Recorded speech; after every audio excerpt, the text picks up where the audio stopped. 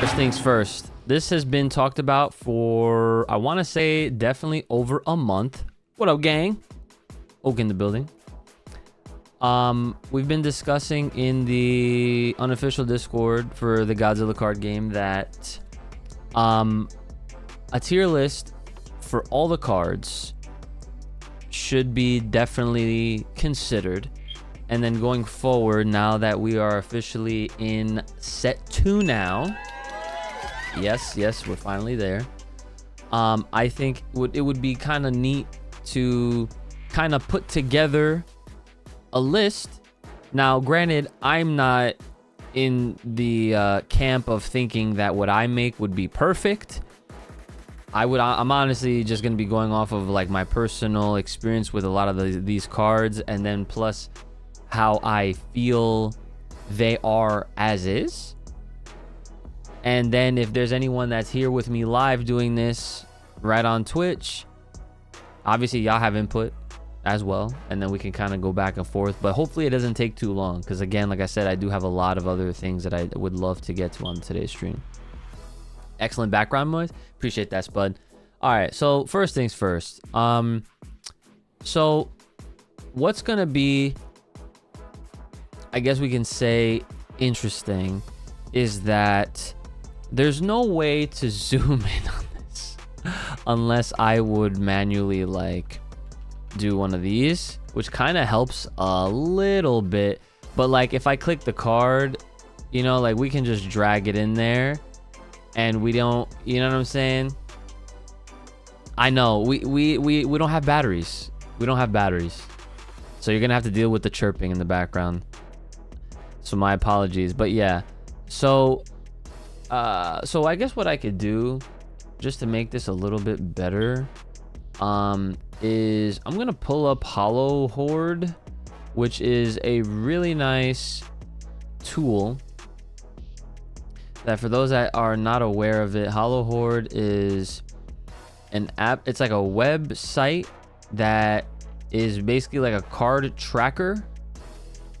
So I'm gonna open it up now just so that I have it on the side, and that way I can at the very least just, if I can't read a card name, I can at least tell you guys what the card is on the side, and if you guys maybe know, you just throw that in there. But yeah, it looks like everything is in order.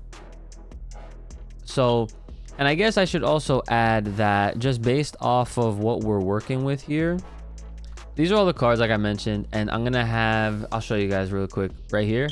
I'm gonna have this on the side so that way I can read names. So let's get right into it. So where do I think Godzilla 1994, where do I think that stands as a rank 1 monster card? Oh shit, Dula, what's happening, brother man? Appreciate the sub at that tier 1. Thank you very much for always supporting. You just got here right in time. I was just about to start this. So for as far as a rank 1 monster card goes, I run this, so I can tell you that I've been a fan of its utility, just being able to discard the top card for your counter phase. And if you're running like a monster heavy deck, the chances of you discarding a monster card to then gain an additional rage is really good. So I want to consider this an A. All right, I'm gonna try to move along as fast as I can. You always hit your king of the monster, but a good card. yeah. Sometimes, dude, honestly, I can relate. Sometimes that shit should be hitting me too with the same thing. So I was expecting this to like zoom in a little bit better. So okay, so next up, it looks like we have the Godzilla 1954 rank 4 monster card. And even when I zoom in, so this one says, when invading, send the top card of your deck to discard pile. If it is a monster card, destroy one of your opponent's rank 5 or lower battle cards. I feel like this is decent, but personally, like I said, I have not seen any rage decks using this as their main rank 2 monster card. I guess I'm also judging it based off of that too, like whether or not like you see them as main monsters versus just main deck, you know what I'm saying? I think it's not bad, but I don't think it's as good. It doesn't get as much good utility for what I've seen in tournament play in comparison to like other rank 2 guys, which I already see. I'm looking at them right down here. This one is definitely an A rank for sure. But as far as this card goes, for now, I'm just gonna put it in C. For now, things can move around, get shuffled around and whatnot. Next up, it looks like we have the rank 3 Godzilla 1954. I do see some folks using this guy, or at least as they just have copies of it at the very least in their main deck. And so this one, if I can read blurry, it says whenever this card's rage is increased, send the top card of your deck to your discard pile. If it is a monster card, you get to destroy one of your opponent's rank 6 or lower battle cards. So similar to the rank 2 that we just read, this one you have to increase its rage in order to trigger its ability, and then you can only destroy a 6 or lower. So you go from 5 or lower to 6 or lower when we're running the 1954 line. So again, not terrible, but seeing a lot of tournament play, and knowing and seeing that there are some folks that like myself included that are running these monster heavy decks, there's a chance that you're probably not even going to be able to like utilize an effect like that, because if they're going to be playing like Godzilla versus, or a Godzilla against Mecha Godzilla Gam, which is a rank 7, or a King of the Monsters, which is a rank 8, it's pointless, you know. So I feel like this is kind of in a similar boat, so I'm just going to throw this right next to the rank 2 and C. Now this next guy, I know this one off the top of my head, so I don't have to read it, but this 1954 rank 4 Godzilla is pretty decent when you consider that it is a burst. Okay, so you can go from 3 to that. And then it says when this card reaches zone 8, you destroy all monsters. So also Spudmate adds kills things like Varon or some evil. Yeah. Does it burst? Oh, so this rank 3, no, it does not. But rank 4, the one I'm talking about right now, it does. So rank 4 bursts. Here, I'll even just double check. Yeah, burst 3. Burst 3, when this card reaches zone 8, destroy all battle cards in each player's zone. So the interesting thing is, and I could be getting this wrong, so correct me if I am wrong and forgive me if I am wrong, but the reaches zone 8 part, I'm wondering like what the order of operations goes when it comes to bursting, because I understand that when you burst at the end of your turn, the bursted card goes into your discard pile. So does that mean that the monster card advances first and then it gets discarded? And if so, then that effect would trigger if you're in 7, and then you would advance in 8 naturally. So I don't know. So as far as the tier listing itself is concerned, for now, I do want to put this in A. I'm not gonna lie, I kind of do want to put this in A. I can see an argument putting it down in B. It does not. Oh, Tuscan Yo's coming, bro. It does not get advanced trigger. Okay, so like end turn, as soon as the end phase triggers, it gets discarded first. Right? Like that's the order, and then you would get the advance. I'd imagine. So, correct. Okay. All right. Good to know. All right. So we all learned something today. Shout outs to Tuscan. Shout outs to the homeboy. Okay, next up, we have the sus card that I'd like to refer to it as the sus card. And if you don't know why it's called the sus card, well, just take a close look at the card. It's very sus. Anyway, this is a rank 4 Godzilla 1955. Also has a burst 3, right? Yeah. Enter, your opponent discards cards until they have 4 cards remaining in their hand. So not terrible. However, there's also such a thing called Space Beam that reduces their hand to 2. Of course, you have to have 2 or more rage in order for that to trigger, and it's a 5 cost. But, you know, this is not a bad thing to have if you're running monster cards. That's not a bad monster card to have in your main deck, rather. if you are trying to have some sort of hand control, and possibly late game, there's a chance that your opponent may have more than like 5 cards by the time their turn is over. So I can see this being better than some. Oh shit. Oh, you got no. I didn't ask any other questions. So you're definitely good on that. That's the start, and that's the start of the end phase. So the other start of end phase trigger cannot happen.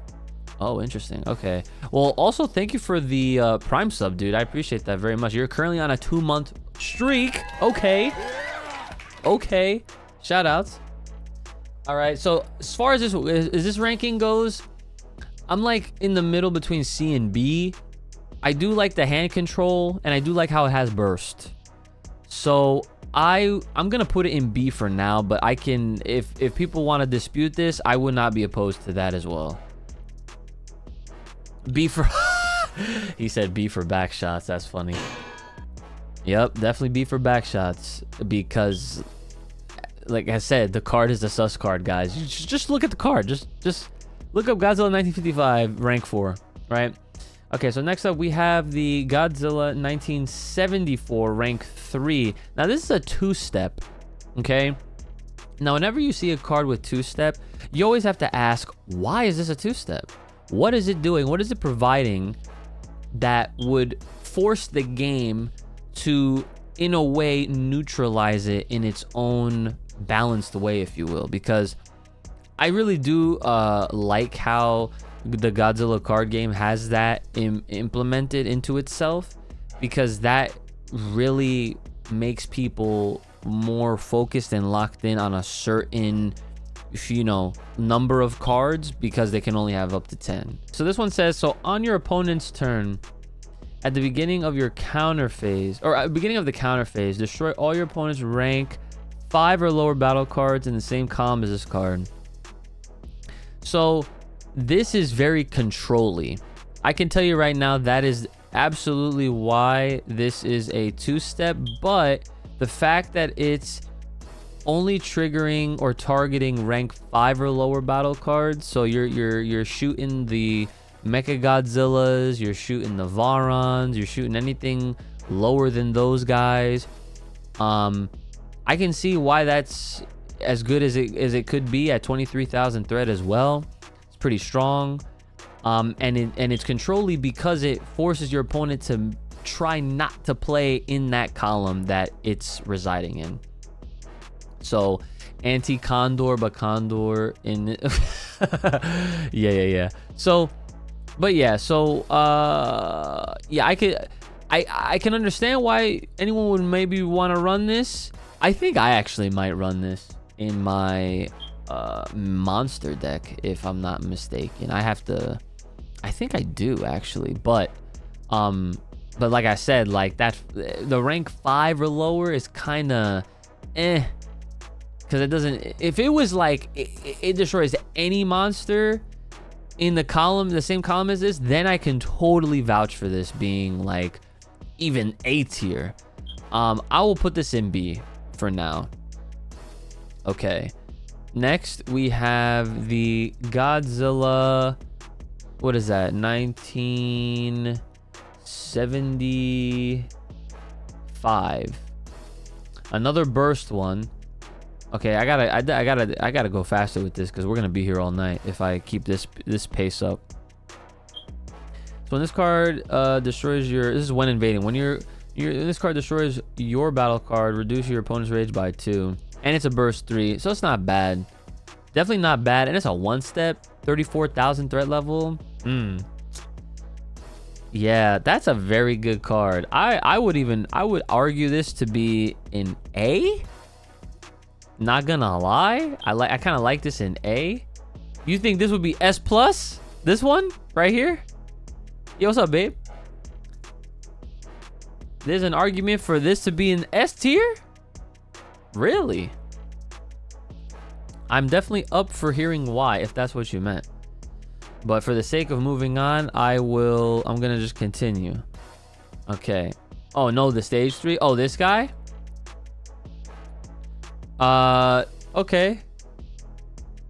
Definitely fill us in as to why while I get this next one in. Oh, I absolutely I shaved it. I had to. Oh, if it blew up anything, correct. Yeah, exactly. That's what I'm saying. Exactly, bro. Like that's crazy. Okay. This next one right here, we have the Godzilla 2004. This one I actually used to run in my monster deck because I loved the utility of advancing your opponent's monster card by 1 zone on its enter. So it's like you're getting repelled from 2 to 3, and then boom, you're making them move up, potentially destroying their own battle card in the way. That's why I loved using that as a main monster card. And it is a 2-step with 22,000 threat. I'm gonna put this in A. I really do like what it can do, especially being in the monster deck, as well as having, you know, a similar effect in main deck, because it is burst too, so you could get that same utilization even without it being in your, you know, even not having to rely on getting repelled a couple times. So very good. Okay, next up, this one. So this is Godzilla 2023. This is also a burst too. And I'm pretty sure if my memory serves me correctly, because I actually do play this as well. So when invading, this card has 2 or more rage. Destroy one of your opponent's rank 6 or lower battle cards. Not bad. Not bad. This is more of a staple than anything else. I wouldn't see or imagine people running this in their monster deck. Main deck for sure, definitely good to have. It's also good if you're running the rank 2 2023, or yeah, the one that searches for other Godzilla 2023s with burst in their effect. So it's pretty solid. I would put this in B for sure. Oh, now this guy, Godzilla 2023 rank 4. This doesn't have burst, but it does have a 2-step, and its effect is very, very strong. This is basically a Godzilla with heat ray capabilities built into the card, so long as you have 3 or more rage. So when this card's rage is increased, destroy all of your opponent's battle cards in the same column as this card. Busted, right? You can literally do that twice when you're smart. So on your turn, rage up, pop whatever, and then based on how many zones you might want to move, if you're trying to do a 1-step, a 2-step, after you do the step, increase your rage again, boom, pop somebody else, or pop another column potentially, right?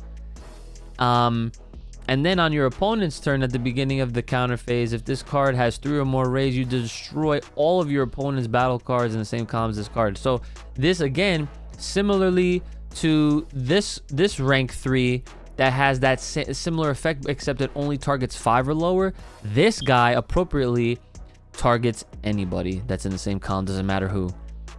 As long as that rage is 3 or higher. So yeah, this is a game winner. Absolutely, I would put this in S. This is our first S rank card right here. This is 100% S rank 4, okay, for the red Godzilla rage decks. If you're not running this guy, you might be messing up. You know what I'm saying?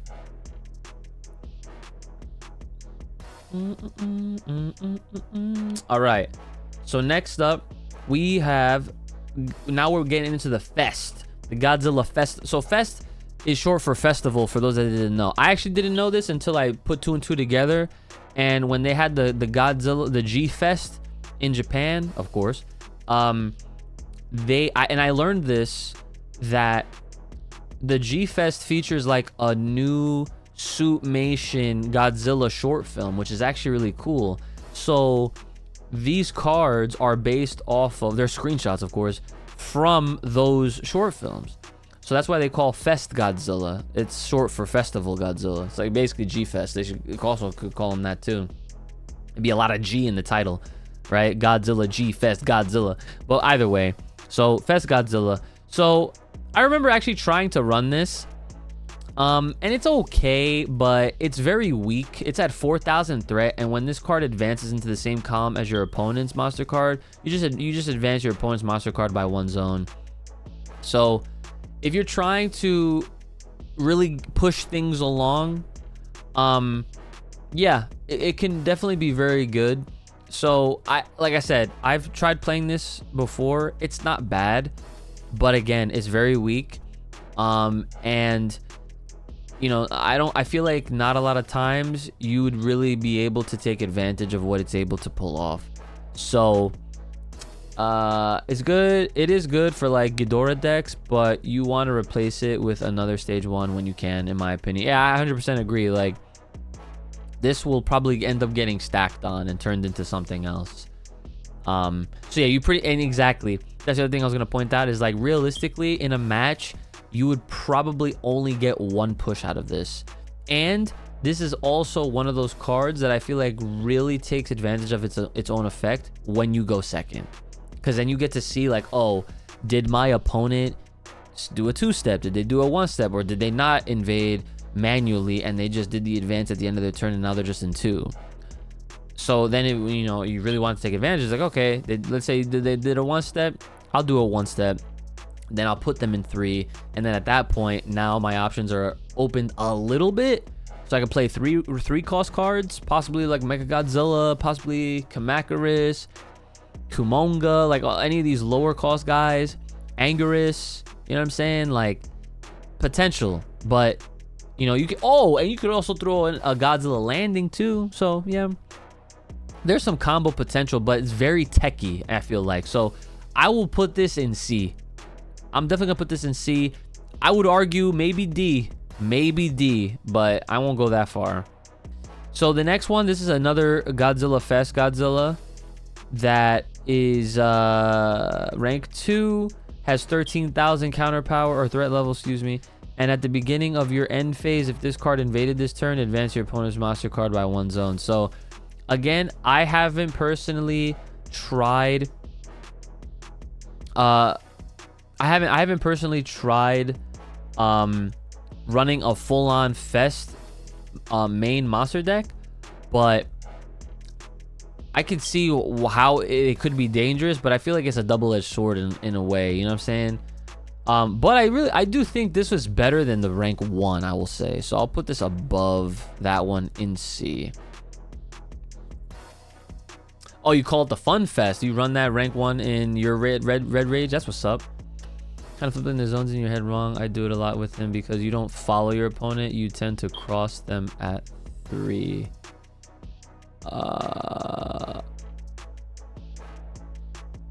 Well, wait a second.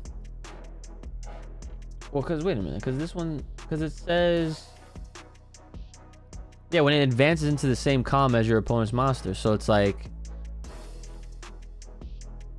yeah, oh, well, you know what? I just realized it doesn't have to be in the same exact, well, no, it's column. Yeah, never mind. I thought of it right. Oh, Ian runs that too? Or he might have. I don't think he does. I don't think he does this one anymore.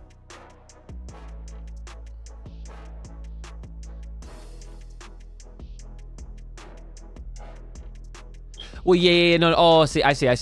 Yeah, no, you're right. Yeah, I am thinking of it. Yeah, no, you're right. Because my one is here, their one is there, so it's like they'd have to be in. Yes. Okay, I got you. Yeah. He runs the AT one. Yeah, that's the one I run too. Okay, thanks for the spot check right there. That was good. That was a good call out.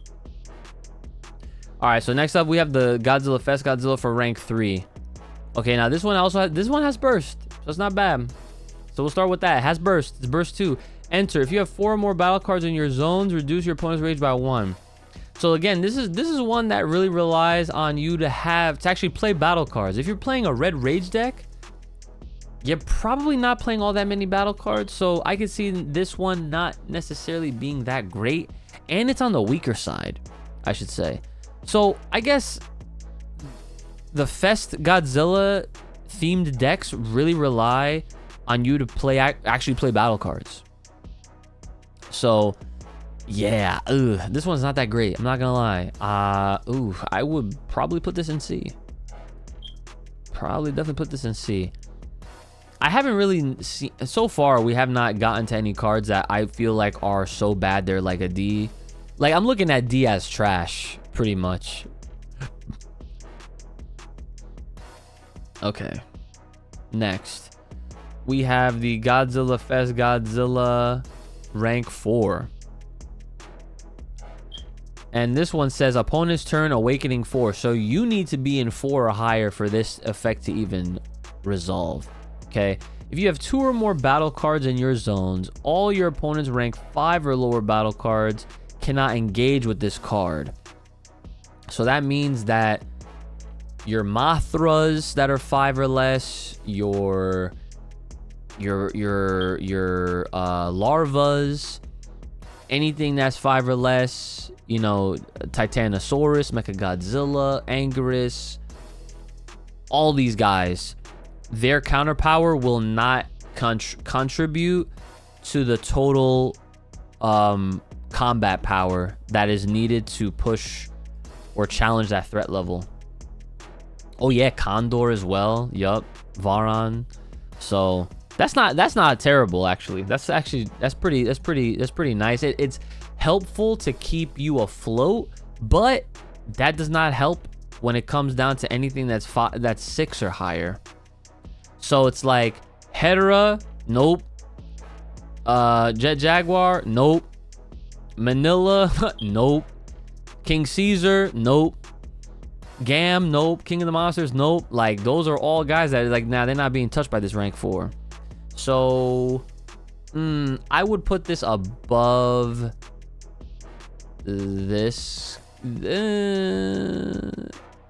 Yeah, I'd put it there in C rank. Not the worst, but it's definitely not the worst, if that makes sense. Oh, okay, this next one, this one actually I will consider putting in A. Maybe not S, but A for sure. This is the Godzilla Fest. This is the other rank 4 Fest Godzilla. And this one only applies on your turn, and it's an enter ability. Okay, so you have to stack this. You can stack this, or you can obviously play this as your monster deck. Reveal the top 5 cards of your deck and then send them to your discard pile. For each monster card revealed this way, increase this card's rage by 1. And if there's a 2-step revealed this way, this advances to 6. So I can tell you right now, there have been moments where I have actually, again, I've featured this in previous builds where that was my rank 4 monster from my monster deck. And as soon as I would get repelled, oh wait, never mind, I just realized I played that shit wrong back when I played that shit. Because it says your turn. So yeah, it's still a good card despite that. So yeah, I would still put this in A, 100%. I'd even go as far as putting it there above all these other guys right here.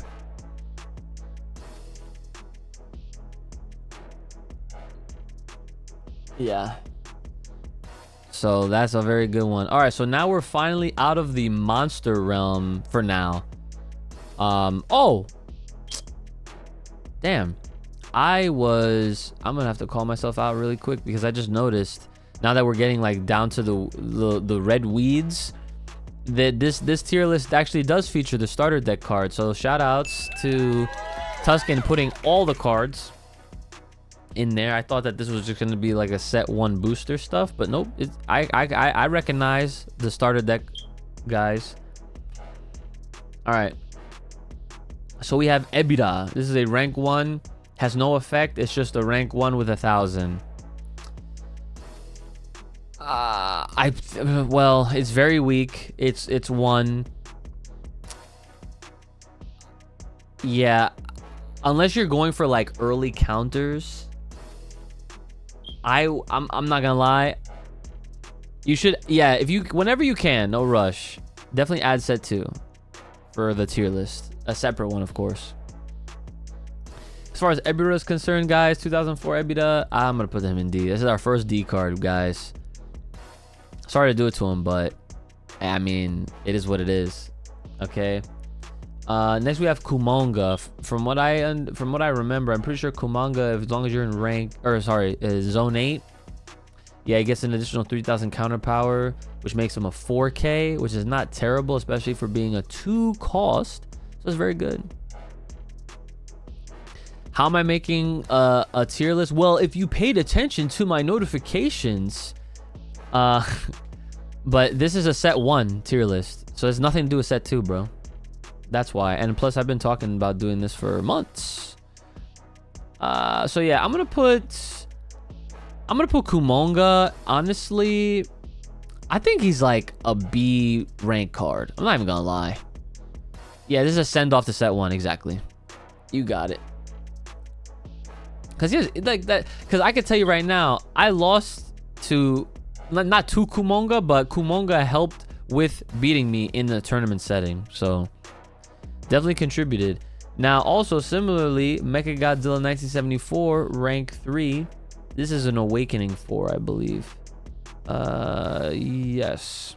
So this gains 3,000 counter power. So it's like it's very similar to the Kumonga, in that, you know, you just have to have it. You just have to be in Awakening 4. Kumonga just has to be in zone 8. Obviously, Mechagodzilla can be anywhere, but you have to be in zone 4 for it to give itself its booster. So I guess it's kind of equal. I'm gonna put it right next to Kumonga, to be honest. So my boy Kamacuris.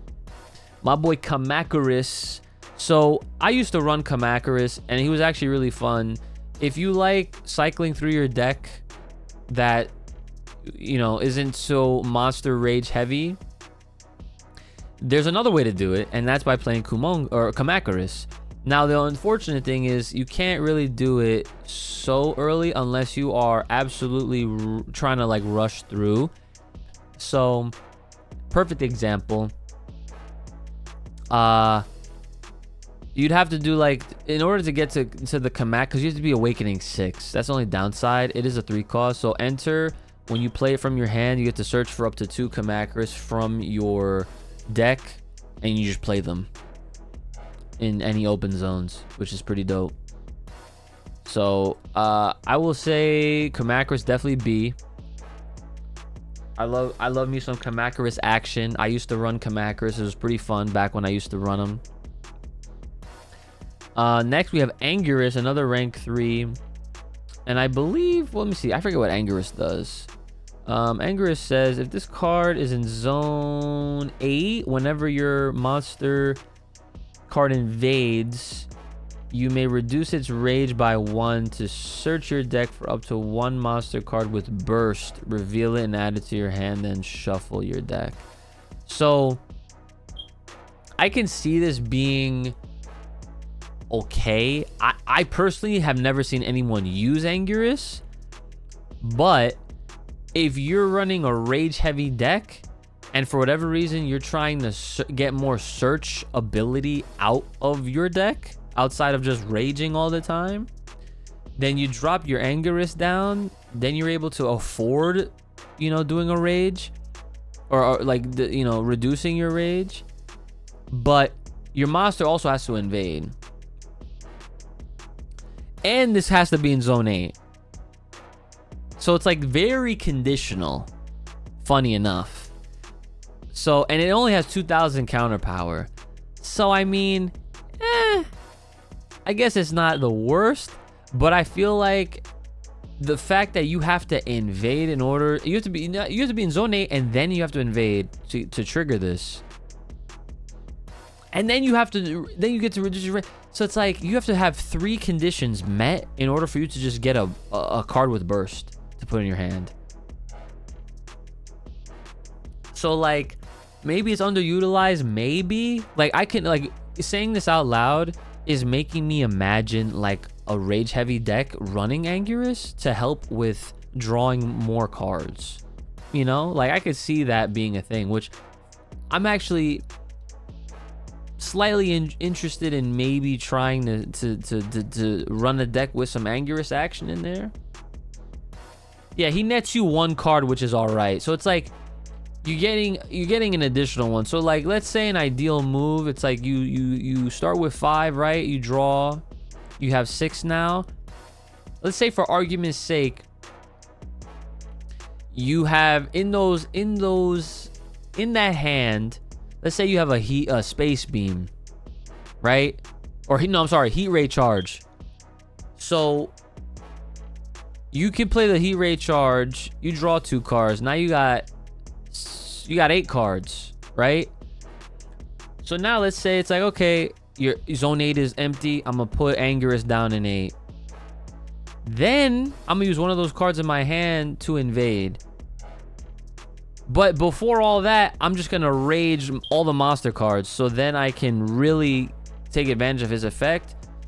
You draw another burst. You can either use the burst, you still get the rage, get the effect. So I mean, yeah, I guess it's like very combo. It's useful for combos if you're trying to really be kind of, I don't know if stylish is the right word. So similar to Varon in a sense, but easier to play. Absolutely. It's easier to play in the sense that you just have to make sure your zone 8 is empty. You also have to make sure you have a card that you are willing to ditch to do an invasion step. And then you also have to make sure that you're comfortable with reducing your own rage to then get another card to then potentially refresh the rage, but you're also, you know, granting yourself an opportunity to activate someone's enter ability, you know, because it's targeting anything with burst in it. So, and what's even more interesting is that you can search. You search, so you can pick the one you want, which, you know, that goes without saying. So okay, all that explanation, way too much explanation, but again, we're discovering the potential of out of Anguirus. So maybe this someone could watch this back and maybe utilize the strategy I just put out there, and who knows, maybe I'll be influencing some decks in the future. I kind of like Anguirus being in B, like high B, but I also yo, what if he was A? What if he was in A? I know Anguirus is a fan favorite kaiju. Anguirus, I understand, has not gotten that much love, but he is loved by the fans of Godzilla. You think that would be offensive if I put Anguirus in A? I think for now I'm gonna leave him in B. For now. All right, so I see a little Rodies action. So Rodan, what do you got? You have an enter ability. What is your enter ability with your freaking 3000 counter power? So it's a cost 4. If this card is in the same column as your opponent's monster card, look at the top 2 cards of your deck. Put any number on top of your deck in any order and send the rest to your discard pile. Interesting. I could see you love Anguirus, but he's not great. I could see Rodan being a card to check whether or not you want to utilize someone's discard effect, or if you're trying to like draw stuff like Varon. Like Varon draw 2, discard 2. So if there are cards you don't care about and you're just trying to cycle through, maybe you get utilization out of that. I personally, I've not seen not a single soul using Rodan cost 4 in red at all. So for that, I would go as far as putting Rodan in D, and that hurts because I actually like Rodan outside of the card game. So that actually hurts my soul to do that. But if there's any objections, please let me know or forever hold your kaiju. Okay? Anyways, we have Titanosaurus. Why was he not in Power Rangers? Anyway, Titanosaurus, our first rank 5 here. So your turn, whenever your monster card's rage is increased, you may move one of your other battle cards in your zones to an unoccupied zone. There's not anyone running this that I've seen again, but I wonder if there's ever going to be cards in the future that would take advantage of an effect like this. You know, because right now, Red Rage is very popular, and for good reason, you know? I mean, having rage-heavy decks is a very popular thing as far as set 1 is concerned, for sure. So it makes me wonder, like, well, if you run a card like Titanosaurus with a deck that is, it seems like it's synergetic, since the whole point is to rage up. So it's like, okay, well, you could take advantage of this ability whenever your rage does increase. You get to shuffle your stuff around. Would you want to do that is another question, and entirely in and of itself. So the only thing I could think of, and I don't even know if this would ever work, or it's like, why would you? Because like, as long as like a card that has an effect, as long as they're in 8 works, like why would you want to it's not like the effect would run out. Like you would have to, unless you were trying to protect it. I don't know. So yeah, Titanosaurus, I'll put him in C. I'll put him in C. But again, if y'all have any objections, you want him to see him in D, I'm not gonna be mad. Okay, we got Mechagodzilla 1975, rank 5. I already know. If this guy has 2 or more rage, increases this total power by 3k, which will make it a 7. I've used this. I've seen some others use this. It's a pretty solid card, not gonna lie. It's obviously it's not the strongest, but it can come in clutch when you're trying to add up all that counter power. So I will definitely put this in B for sure. Okay, Manila. I believe Manila on enter, you reduce your opponent's rage by 1, if I remember correctly. Let's see. Reduce your opponent. Yep, I was right. So now here's the thing with Manila though. It's a 6-drop, but it has 2,000 counter power, man. Can my man Manila get a little bit more buffed up? I mean, yeah, he's reducing your opponent's rage by 1. Give him some more counter power. I feel like if he should at least be like 5k. Like that would be great. You know, 2,000, you're reducing your rage by 1, and it's a 6-drop. I don't know, man. Like, maybe early on, like I was one of the people that really thought, oh man, this would be great to have in a deck, but it comes out later, you know. He's basically a 7k for 6. He's not a 7. Well, I can see why you would say that. Nah, I see a 2. Nah, bro. So it's C or D. I'm thinking C, but there's an argument that could be made to put him in D.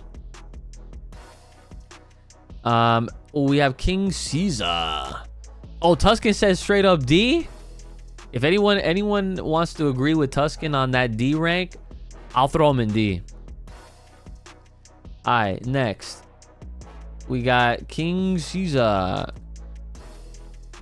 So his effect reads, if this card is in a zone adjacent to your monster card, this gains plus 3,000. So this is like the Mechagodzilla, except it costs more, but you do not need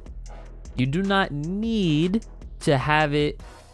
You don't need to have 2 rage or more. So I could see King Caesar actually working well with Titanosaurus, funny enough, because Titanosaurus swaps zones. So you could potentially have King Caesar following your monster behind it, smartly enough, so that way you could continuously get that 7k. But you know, that's, I feel like you're just doing too much, you know what I'm saying?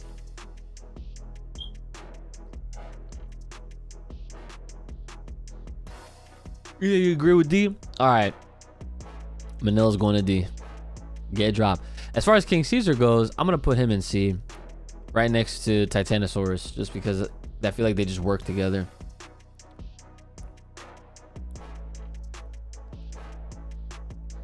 All right. Ooh, here we go. Jet to Jaguar. Okay. Now, the unfortunate thing about Jet Jaguar is that you don't see nobody playing him. He is very conditional. Now, we might see more Jet Jaguar in the future. We might. But I don't even know because the new Gigan cards are green. And this is red.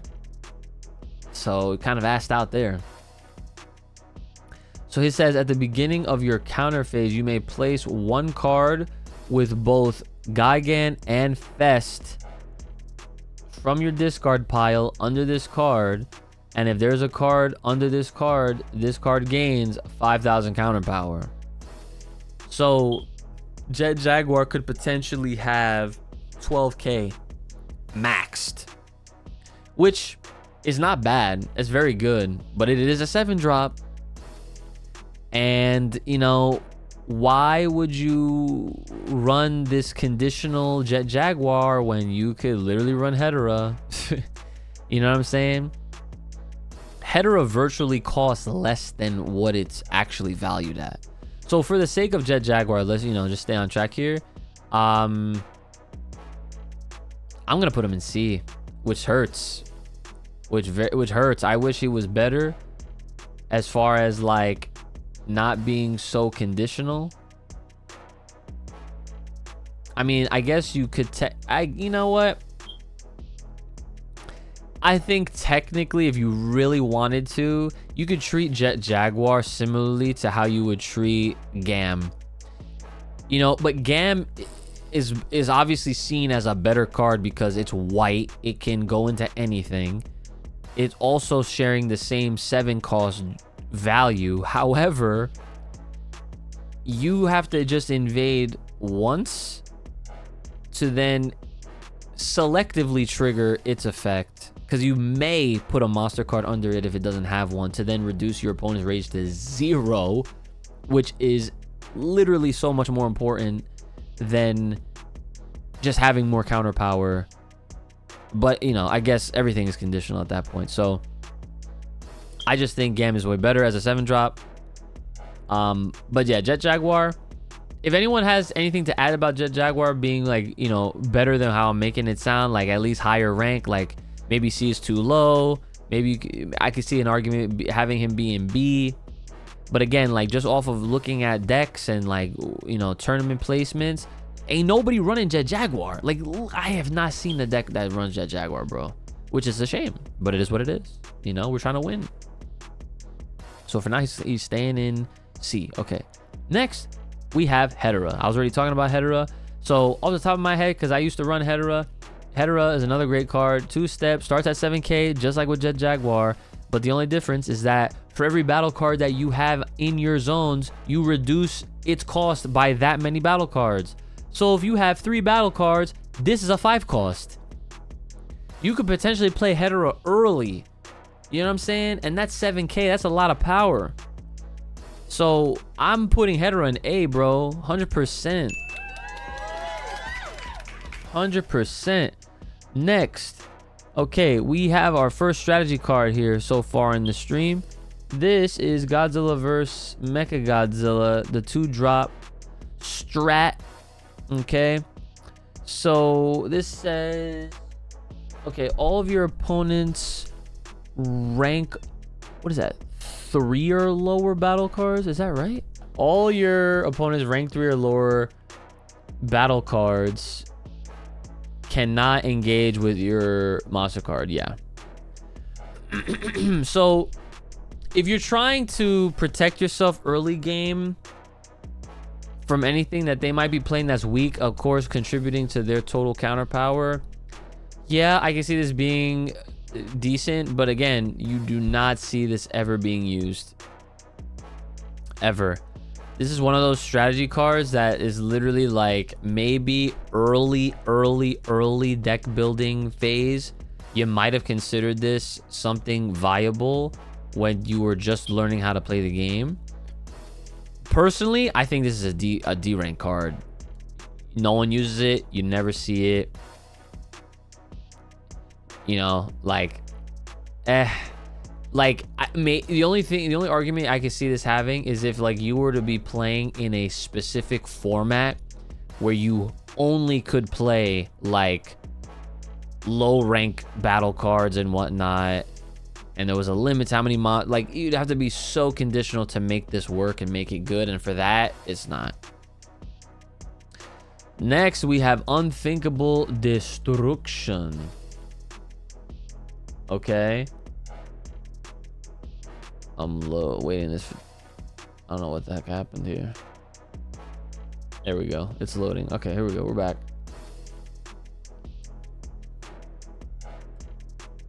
All right, so Unthinkable Destruction, I gotta zoom in a little bit because it's like zooming out and stuff like that. Okay, so you choose one of your opponent's, yeah, okay, I remember this one. You choose one of your opponent's zones, and then you destroy all of your opponent's rank 5 or lower battle cards in the adjacent ones. So probably the worst. Oh yeah, see, I was right on that. So Unthinkable Destruction, I've used this before. It's not bad again early on to pop stuff. It's definitely better than this rank 2 strat. I can see this being a B or a C rank or C tier, but depending. So personally, I would put this in C.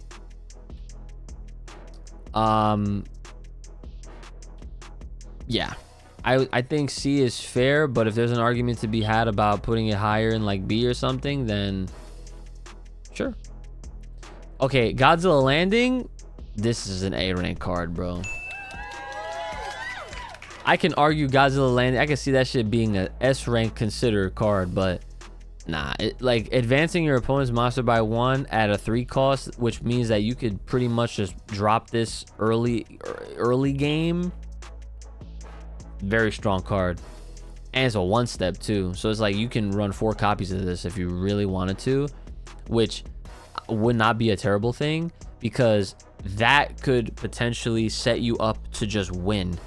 Because think about it, let's say their monster is in 7, it's your turn, and you're in 7, you just drop Godzilla Landing, force them to go into 8, destroying whatever they have in front of them. 2-step, GG's. So yo, honestly, I'ma throw this in S, bro. I'ma do it. I'ma fucking do it. Y'all can argue it if you want, but I think it's S rank, bro. That card is too good. Speaking of too good, we got one of my favorites, Space Beam. This is a crippling card. You just have to have 2 or more rage, and if you do, you reduce your opponent's hand down to 2. Stop. It is a 2-step, and it is a 5 cost. So I also believe that it is it's at least an A tier card, but I could also see an argument for it to be an S. But I can argue it against S, because the 2-step forces you to maybe like to really think about how many copies you'd run in a deck. And then you also and then it's also conditional on top of that, being that you have to have 2 or more rage. So if you don't, then you can't get its, you know, you can't utilize it like that. So then you would end up just using it for like a 2-step invasion at the very least. So that's why I think it's at least A, at least. Heat Ray Charge, draw 2 cards. S, bro, come on. S rank.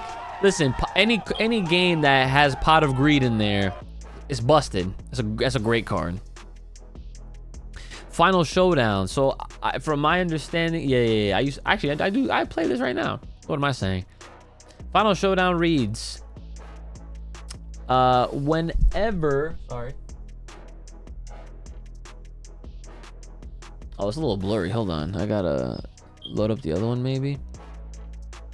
I know that, so for every, off the top of my head, for every zone your monster invades, you get to reduce that card's cost by that amount. So, and it's an 8 drop. So if you invaded once, it's a 7. If you invaded twice, it's a 6. And so, you know, you get to play it maybe a little sooner. You know what's funny? If you were in 4 and you did a 2-step and you're in 6, now that means that you can actually play that, and then you get to take advantage of its actual effect, which is destroy all battle cards on the board.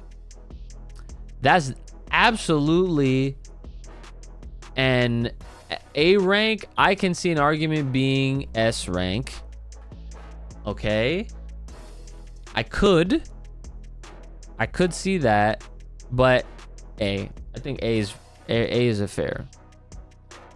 A is definitely fair. So, okay, here's the chase card right here. This is the rank 1 chase card. Huh. That's funny. That of course it's included in this. So, well, it's a 6K. At the end of the day, it's just a rank 1 card. The Ian special, that into Space Beam. Yo, it's OD. Final showdown to Space Beam sounds like a crazy combo. So this rank 1 Godzilla 2023. This is the chase card. It has 6,000 counter power. It's among the strongest rank 1 monsters. It just doesn't have any effects or abilities outside of, you know, just being strong, which in turn can actually make a difference in the long run, because sometimes someone could literally be just 1,000 short, and that is all you need to just stay safe, is just to be a little bit stronger than your opponent. So I would consider this a B, high B, low A at the very least. Now this Godzilla, what is this? Oh yeah, let me actually go into Christmas. I gotta go into the starter deck stuff now. So we're in the -1. Okay. So this is Godzilla 2023 rank 2. Doesn't have burst, but it has a great invasion effect. So whenever this card invades, you get to search for up to 1 Godzilla 2023 with burst in its like effects and add it to your hand. And if you do a 2-step, that effect triggers twice. Like I mentioned earlier, this is one of the best rank 2s that you'll see this card being featured as the monster deck rank 2. So for that, and obviously on top of what it does, what it gets, what you can get out of it, I can definitely say that this is 100% an A rank card for sure. Next is the Godzilla 2023 rank 3. This one, if you have 2 or more rage, you get an additional 5,000 added to your overall threat, which is essentially a free rage. And it has 23,000 threat level. So I think I think it's pretty strong. I wouldn't say it's like on the higher end of A. I would consider it maybe even at the lower end, like here. Because you know, if you stack into that, then yeah, you can potentially help yourself like stay up, you know. Okay, we're almost done with this one. We have the Godzilla 2023 rank 4. I believe this one is one of those effects. I think it actually is a hand reducer. Yeah, whenever you invade, if this card has 2 or more rage, your opponent discards cards until they have 2 cards remaining in their hand. This is literally a space beam. This is a built-in space beam when you invade, but of course, just like with space beam, you have to have 2 or more rage. So I guess it definitely does line up, and it is also a 2-step, funny enough. I can see, yeah, no.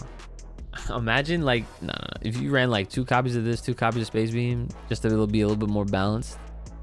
Crazy. So where's it going? I guess I could put it in B. Yeah, B's a little bit fair.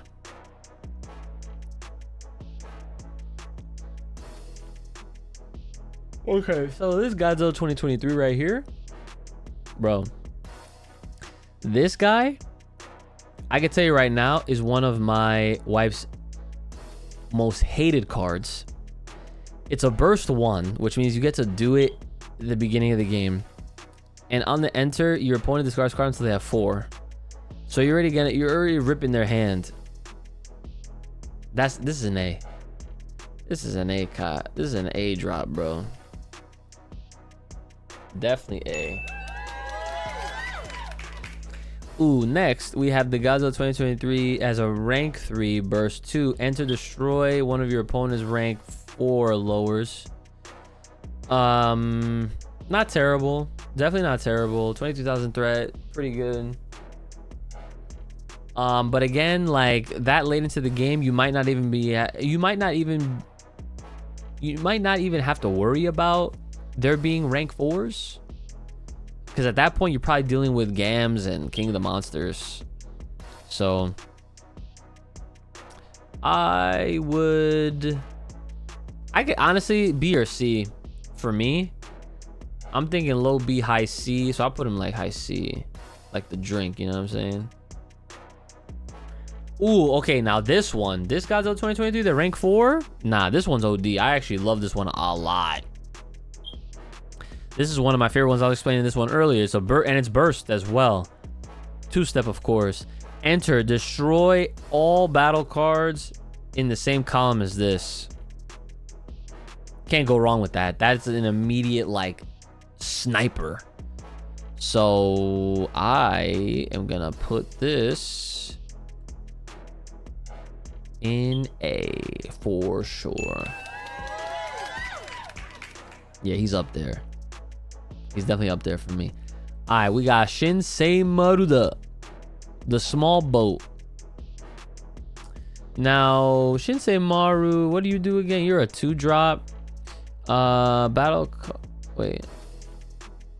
Oh, I don't know why it has like one of those like non-effect effects or non-effect texts just there. Battle cards in your hand can be played in their if their rank is equal to or lower than the number in the zone where the opponent's monster card is. I don't know why that's even on there, because there's other cards that don't have any text at all. Why do they even bother doing that for Shinsei Maru? Shinsei Maru is a 2-drop with 2,000. I would probably put this in D, like high D.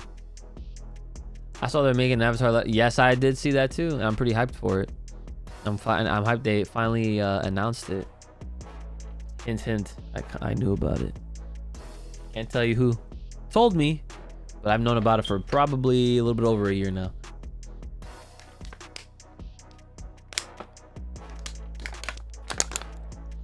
I'd main Azula as a side note. All right. Next, we have reinforcements. This is an Awakening 4 at a cost 4. So I used to run this. You gain 3,000 and it has 2, so it's not bad. I would put this in like low C. Low C. Okay. Ooh, City of Tokyo, right? Yeah, City of Tokyo as a 6-drop is not the worst. It has no counter power, and that's primarily due to the fact that it is helping out whoever's in zone 8. And if you are at 6 or higher, so Awakening 6, your battle card gains 5,000. That's in zone 8. But if you have 2 or more rage, then your other battle card in zone 8 gains 5,000. So if you have 2 or more rage, you could potentially be giving somebody in that lucky spot 10k. Very conditional, of course. It takes up a spot in the deck. That's one less monster card. Potentially is how I see it. I I like its power potential output. Its potential power output. PPO. Let's put City of Tokyo in like.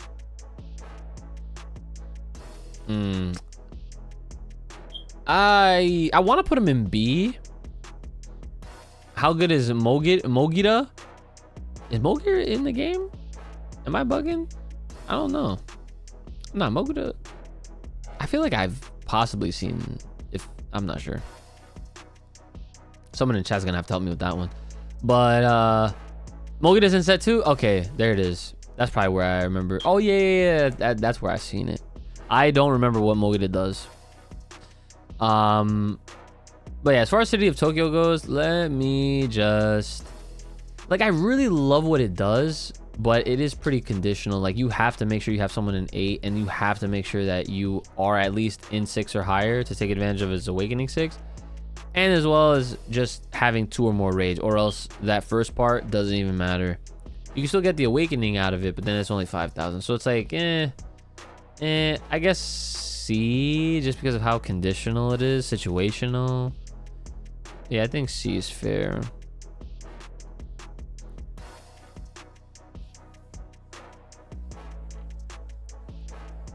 It's a 10k 8 drop, 15k if your opponent has a Godzilla in play. Oh, that's actually kind of busted. That's a good counter card. Okay, so now this Godzilla 2023 is a cost 5 enter. So this already nerfs itself because it needs to be, it only works when you're playing it for the first time. So if your monster card has 2 more rage, reduce your opponent's rage by 1. Not the worst, but you know, like I just said. And then when this card is destroyed, you place it at the bottom of your deck instead. So there's a rank 7 that we're probably, we're going to talk about that one right after this one, because it has that similar effect where whenever it gets destroyed, it gets sent to the bottom. And that also includes getting trampled on, for those that were wondering. But like I said, because it's an enter ability, and that, you know, that means like once it's out there, you're not going to be able to, you know, do it again or trigger anything else really. You can't reduce nothing. So it's like once it gets its use out, then it's just cooked.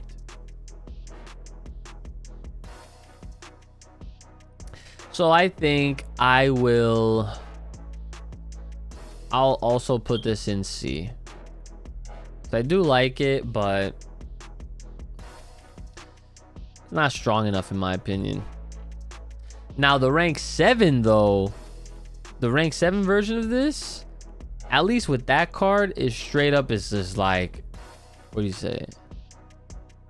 It's loading. Okay. So it only applies on your turn. When you play a monster card, you may move this card to an unoccupied zone. So when you're bursting or stacking, that's when that would trigger, and only on your turn. And then if it's in zone 8, it gains an additional 3,000, and when this is destroyed, like I mentioned with the cost 5, you get to just put it at the bottom of your deck instead. Not bad. It is a 2 cost though, and it does have 7k with a potential of hitting 10 if it's in zone 8. Okay, so I will actually put this in like B. I think B is pretty fair. Okay, now Ginza Annihilated. I know Ginza Annihilated is pretty nice. I run 1 copy of Ginza Annihilated, and this only applies when it's in your turn. Ginza Annihilated says on your turn, if you if your monster card, if its rage is increased, then you destroy one of your opponent's rank 6 or lower battle cards.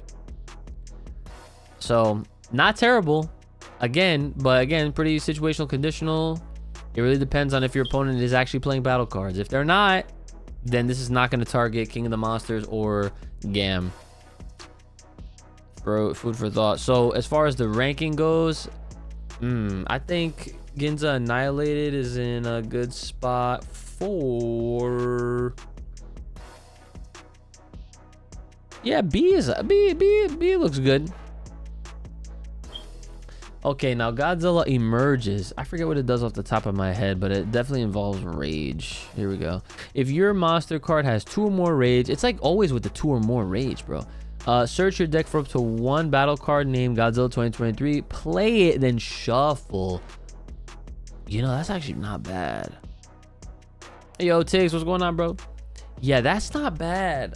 It's a shame that you don't really see too many emerges, but in a rage heavy deck, like I feel like if you went for a rage emerge, you could run like, you know, 4 copies of this, or at least 2, maybe 3, and take advantage of just being able to search and play. You know, like that's actually pretty fun. So I'm gonna put this in B. I'm gonna put it right underneath Ginza. Now hold up, Operation Watatsumi. Now this card's a fucking card. It's a 7-drop, but it's worth it because you're ripping their hand down to 2, bro. I'm a sucker for cards like that. That's an A, bro. Has to be, at least. Okay, so we are now in, I think this is, that looks like, yeah, this looks like set 1 stuff. Yeah, set 1. Okay, so we're going down to the blue cards. Alrighty, so let's see. This rank 1 Godzilla 1989. So I'm not too familiar with the blue cards off the top of my head with a lot of them. But I do know that some of them do deal with evolution, which is, it's a mechanic in the game that blue gets can take advantage of, but unfortunately, it doesn't seem like there's too many great uses, I should say. Certain Evo lines I think are better than others. So it's like, if you really like these cards, you'd really have to yeah, you really have to be choosy at that point. So this one has an enter ability. Oh, I'm sorry, this is a rank 2. Interesting.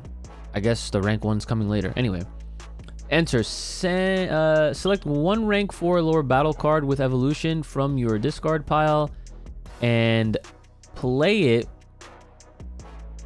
in a zone adjacent to this card. So that's not bad. You get to so what happens is, I think, yeah, poor Mothra, right? Yeah, poor Mothra. So I think what happens here in this situation, hypothetically, in the best possible scenario, let's say you went and you try to play one of your low cost Evo cards and they got wiped. Well, at least this card gives you another chance, and it allows you to play them right next to it. So I think for that, I would say that's not that. I'd say that's not bad. I feel like that's like a B, at least B. I think I'm gonna put that in B. And now, oh, maybe this was a mistake. I'm just realizing, because this is literally the same card. So maybe they just forgot to include it. Maybe. Let me see.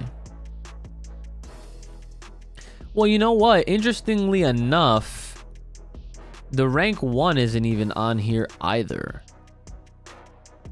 I'm wondering. Well, yeah, I'm actually. I wonder. Because it's literally the same card, just one is a higher rarity than the other. So, yeah, maybe that's something that has to get looked at or something. Because now, hold on, now just to be safe, I'm gonna check the actual Godzilla card game site.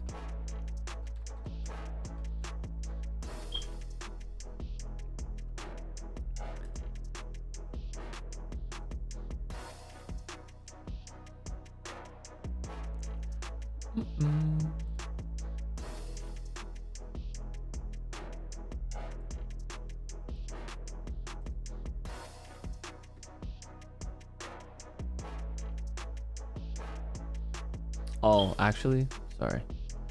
I have to modify the criteria because now it's including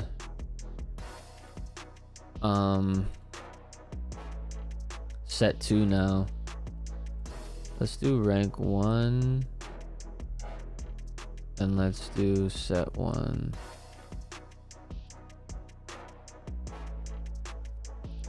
Yeah, so I think it might have been like a slight mistake. I'm gonna let Tuscan know. He's probably sleeping by now, but so I'm gonna assume that this guy was supposed to be this one, that right here.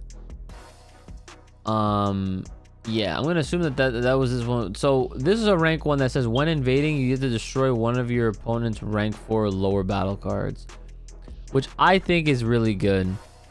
So I would also say that would be B. So I'm just gonna put both of them next to each other, and let's just, you know, for the sake of the tier list, we know that that's what that one is. Wait a second, it's right here. I'm seeing it over here now. That's so, why did they have this out of order? Yeah, what the heck? I don't know. That's strange. Well, there's no need to have, because they're literally the same card. So I'm just gonna throw this back in here so we don't confuse ourselves. So where is it? Yeah. All right, we're fine. Can I put this at the bottom so we don't get confused? Yeah. All right. Moving along, folks. Moving along. So I think we're looking at the rank 3 now.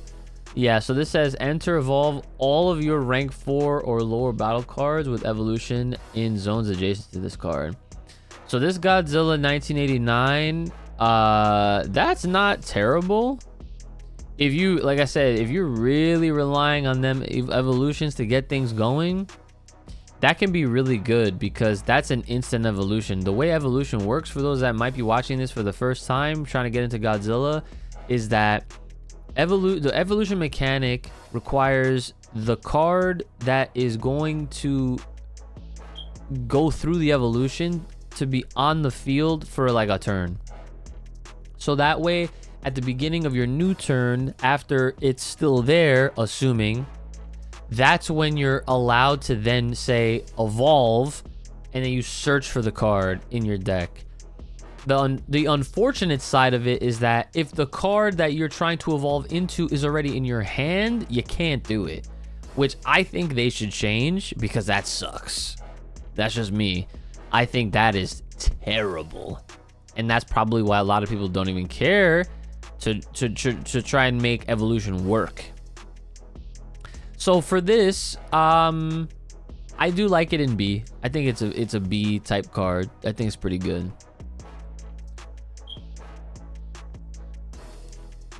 This is definitely taking a lot longer than I realized, but yeah, we're really trying to make sure this is thorough.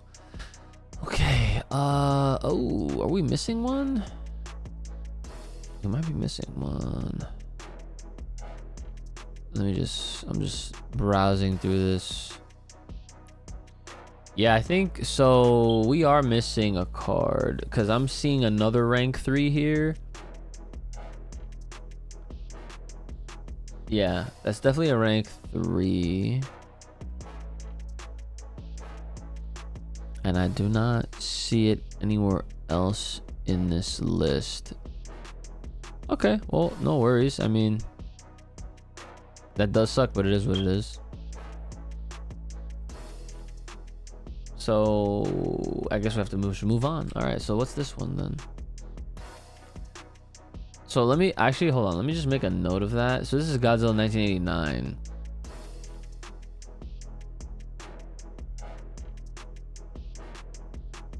Wait a second. Oh, it's because it's the same one, isn't it? It's the same one. Yeah, evolve all your rank 4. It's just the fucking, man, it's just like a gold version, gold variant version. That's why. I'm over here thinking like, man, we're missing cards. No, we're not. It's just, for whatever reason, it just wasn't a part of it because it was the same thing. It's just a variant card. Anyways, let's move on. Sorry about that, guys, for the confusion. Okay. So we have a 1992, right? 1992 rank 4. So again, enter, evolve all your battle cards with evolution in zones adjacent to this card. So this one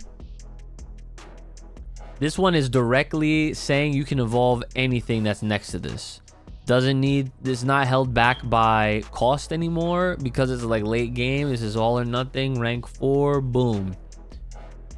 So this also, I should mention, this is not one of those on your turn, on your opponent's turn. So technically you could run this as your main, or I'm sorry, your monster card from your monster deck, and its enter ability will trigger on a repel. So you get repelled from 3, you turn into a 4. This is your rank 4 monster from your monster deck. Boom, enter, evolve all your battle cards with evolution in zones adjacent to this card. So as long as you have any surviving battle cards next to it, so like let's say worst case scenario, you're getting pushed down from 8 to 3. If you have anything in 4 or 2, those cards get evolved. If you get pushed down from 7 to 4, 3 and 5 are getting evolved on. Okay, so on and so forth. I guess the worst position to be in is if you're getting pushed back from 6 to 5, then you'd only be evolving from 4, since that's the only spot that's adjacent to it at that point. So I would put this probably like high C, maybe. Well, actually no, that's a B. It's a B. I would put this in B.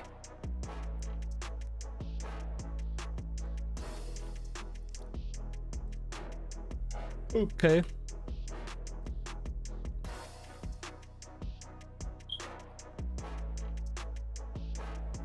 All right. So next we have a 1995 Godzilla. This one reads, whenever this card advances, you may discard one strategy card from your hand to increase its rage by 1. So in order to take full effect of this, you would ideally have to run some strategies, you know, to have this prepared. But like, I like the design of, like, I mean, it's like burning Godzilla, so like I like how it looks, but like getting rid of a strategy card, bro, it's like now unless you're discarding a strategy card that triggers something when it gets discarded, then I could see that, you know, being pretty synergetic and good. But I don't think it's the strongest, unfortunately. I would at least put this in C.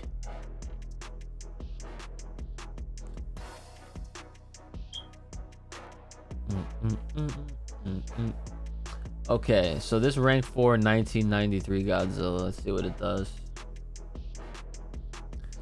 So this is one of those opponent's turns, and you have to be awakening 6. You have to be in zone 6 for this to trigger and resolve.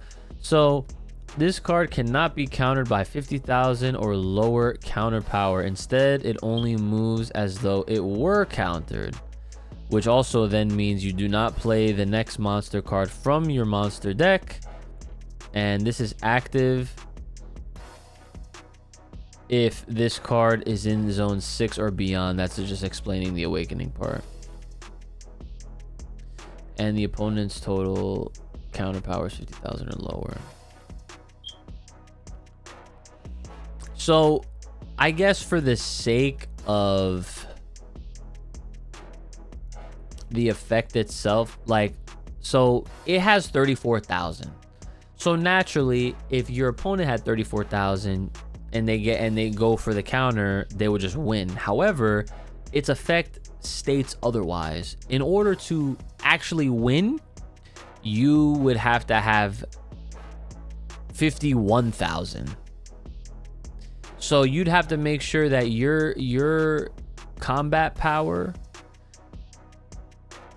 would be 51,000 in order to win. Otherwise, if you had 34 or high, like, you know, if you had 34 or even 36, for example, you would still be able to push him back, but you would not win. You would move as if you were countered, but you would not play the next monster card. So I think that's a 100%. This card I have had my fair share against. It is very strong, very, very strong. Sometimes that could be a nuisance, you know. Sometimes it's not all that easy to have 51,000 counter power just sitting on your board, you know. Even for a red rage, it's like with two gams, that's 20k. And then even with 2 King of the Monsters, every rage does increase its own counter power by 3,000 for each rage. But like, you'd have to have a lot, and it starts at 5. You know what I'm saying? So it's like if you had 5 rage, for example, that's what, 15,000 on top. So you're looking at 20 and 20. So overall, you're with those 4 cards, those really strong 7 drops, dude, that's 40,000. Still not enough. You would need way more rage than that. Way more. And probably some battle cards at that point too. All right, so next up we have the 89? I can't read. It's blurry. Yeah, 1999, excuse me. So rank 2. So when invading, discard 1 monster card from your hand, destroy all of your opponent's rank 5 or lower battle cards in zones 1 to 5. So it targets the back row, but again, it targets the ranks 5 and under. And you have to invade, and you have to discard a monster card. So, and it does have 15,000 threat. It is a 2-step, but I don't, that's very conditional if you ask me, a little bit too conditional. So I honestly, I think this is a C card, bro. I'm not gonna lie to you, man. Okay, next we have, I believe this is another rank 3. It could be rank 4. Hold on, just making sure it's a rank 4. Okay, so we're going from 3 to 4. Okay, so enter, destroy one of your opponent's rank 7 or lower battle cards. Now that's what I'm talking about. This, I can see this one. Oh yes, you want to definitely run this, especially have this as your main rank 4 monster in your monster deck, because that literally takes out Gam straight up. So then when you're invading, if you have 5 or more monster cards in your discard pile, increase this card's rage by 1. That's not terrible. If it was like increase it by 2, that'd be even better. I would still put this in A. This is a very A-based card, okay? Very, very strong. Get up there.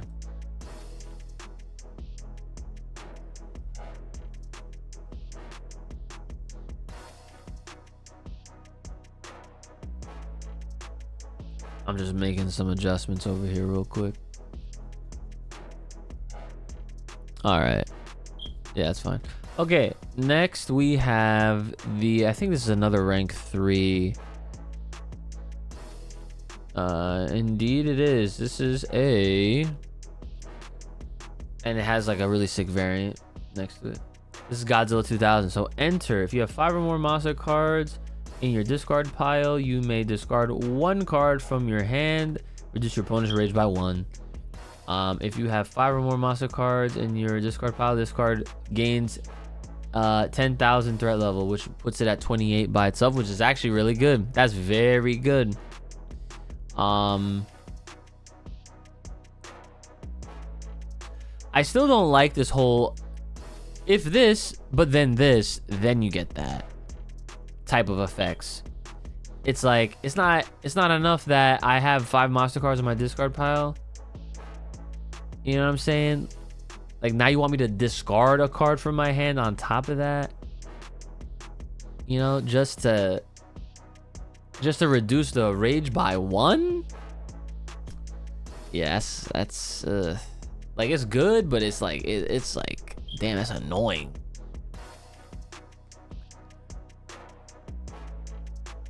So I just like the last part the most. It just boosts itself by 10,000 when you have 5 or more monster cards in your discard pile. So I think I think B, right? I think B.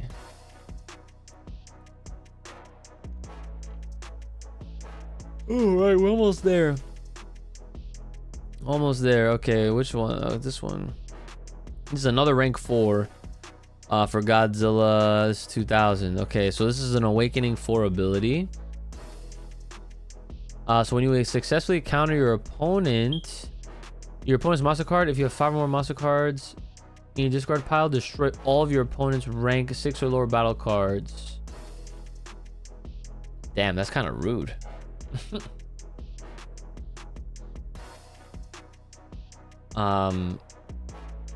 But again, it targets rank 6 or lower, and we know how we feel about that. It's like if it was 7, then it would be way better, but it's only targeting the 6 or lower. So it's Awakening 4, so I mean it's not the worst either.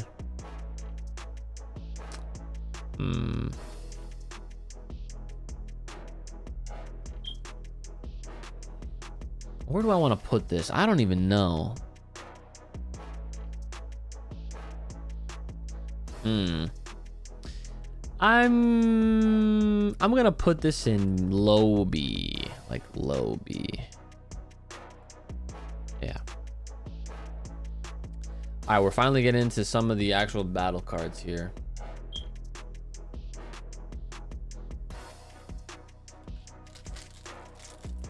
Get a little snack. All right, so we got a Mothra egg from 92. I believe this one just straight up is just an Evo card. It has 0 counter power. You know what's crazy? I don't see people playing this at all.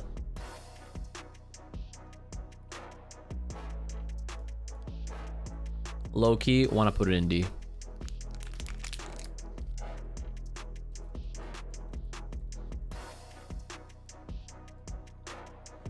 Just because it's an Evo card, like it can turn into a Mothra next turn if it survives. It's a big if. I could see it being a C card, but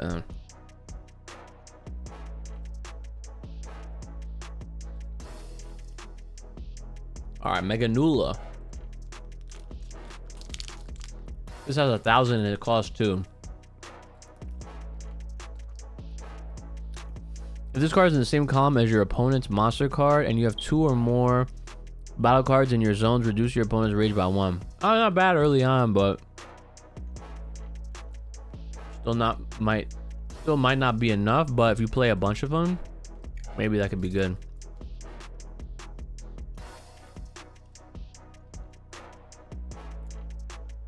I'd at least put that one in C.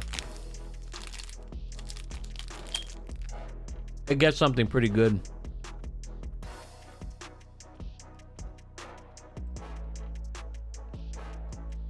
Who's this? MBT?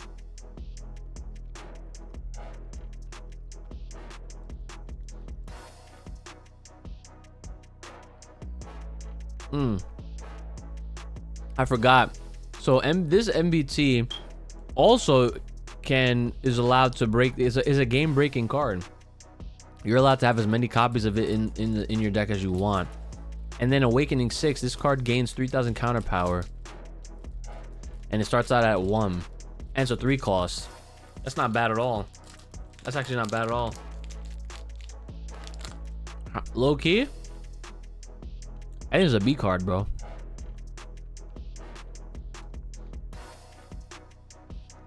Next is, I think, Orga. Yep. Orga is a cheaper Varon. Cost 3 on enter, draw 1, discard 1. Yep.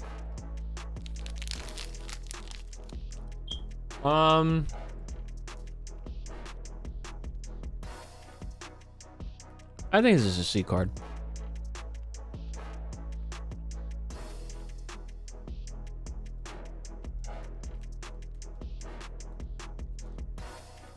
I think we're into the Biolante stuff. At least one of them. Plant form.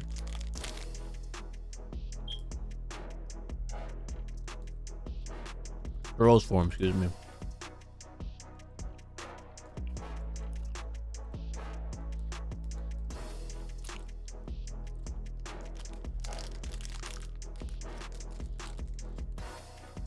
$2K with Evolution 7, nothing else. 3 cost.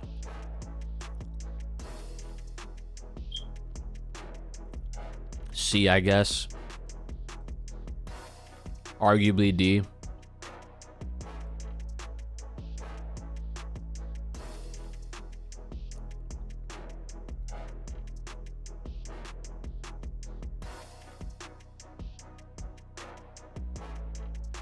Destroyer aggregate form costs 4, has a 3K value on threat. And there's nothing else to it. I would probably put this in C.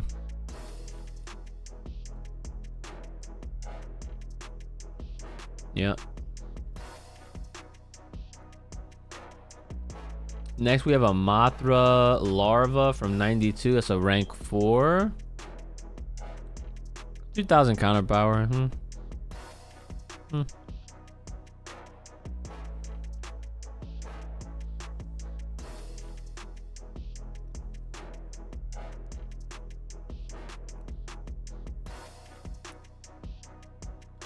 This is what? Evolution what? Also 7. Not gonna lie. C. The low cost Evos, I don't know if they're gonna ever be higher than that, if I'm being honest. Orga Phase 2 is actually pretty nice. Orga Phase 2 is a cost 4. If you have 5 or more monster cards in your discard pile, this card gains 3000 counter power and it starts at 3. With a 4, with it being a 4 drop and it potentially hitting 6K, that's actually, see, that's a B right there, bro. That's a B for buh. Ooh, this is, who is this? Mega Gearus.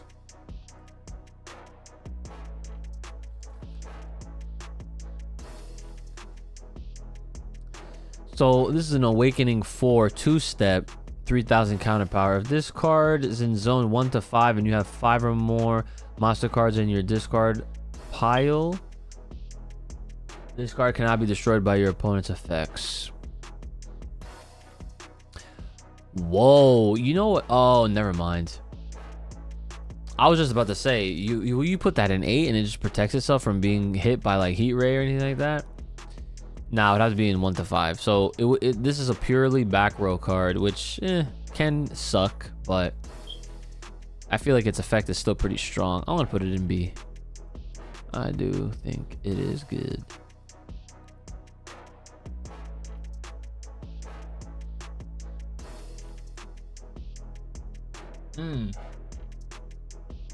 Oh, it's just Rodon. 5 cost, 5000. No effect. Fire Rodon is way better, which we're not at yet. That one comes later on in a bit. I'll just put I'll put this Rodon. I'll put it in C though. Now this Destroyer flying form. Now we're starting to get somewhere. I think if he comes in on evolution, he gets to draw a card, if I'm not mistaken. Let me see. I'm trying to find out. Yeah, enter. If this card was played through evolution, you draw 2 cards and destroy 2. So it's literally a Varon. I don't like that. Like drawing 2, then to just discard 2, bro. Like a lot of times, the cards I draw end up being the ones I get rid of. But you know, I'll put it in B at least.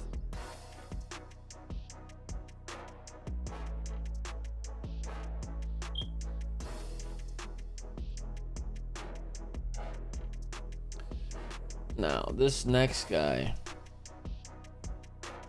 This is Batra Imago. I don't know what he does. Enter, draw one card, then discard one card. Okay, so it's a cheaper Varon. Cheaper well, not necessarily cheaper. It's a 6 cost, so you still need to play. You need to wait until they're in 6. So play that. Not terrible. You do get to cycle through your deck a little bit faster with stuff like this, but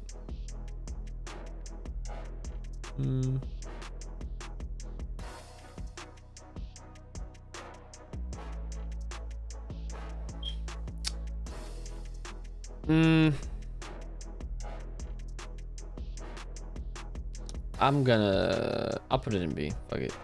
I'll be nice. I believe the next is Super X.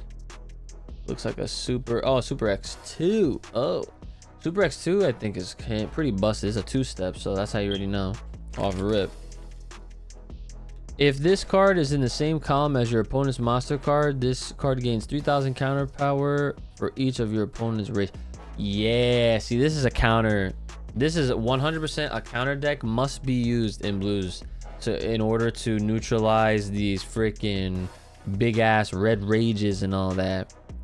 This is an A card. Okay, next up, now we finally are looking at some of these evolution cards, with Mothra being at rank 7. And that's also a 2-step. Trying to open my snack here, guys.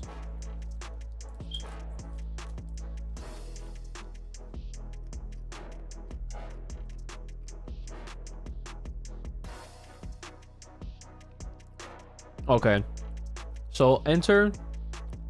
You choose 2 battle cards in your zones, and then you may swap their positions. And your rank 5 or lower battle cards in the zones adjacent to this card gain 3,000 counter power. So that's not bad. Ain't the worst, but I feel like as far as the blue line goes, I'm seeing a lot less Mothras and way more like Destroyers than anything else, if people are actually playing evolution still. So I'll put Mothra in like C, which is crazy, but what are you gonna do? That's a lot. Oh well.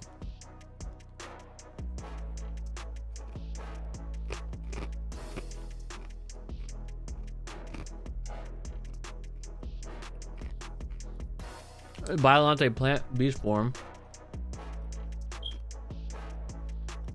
7 drop.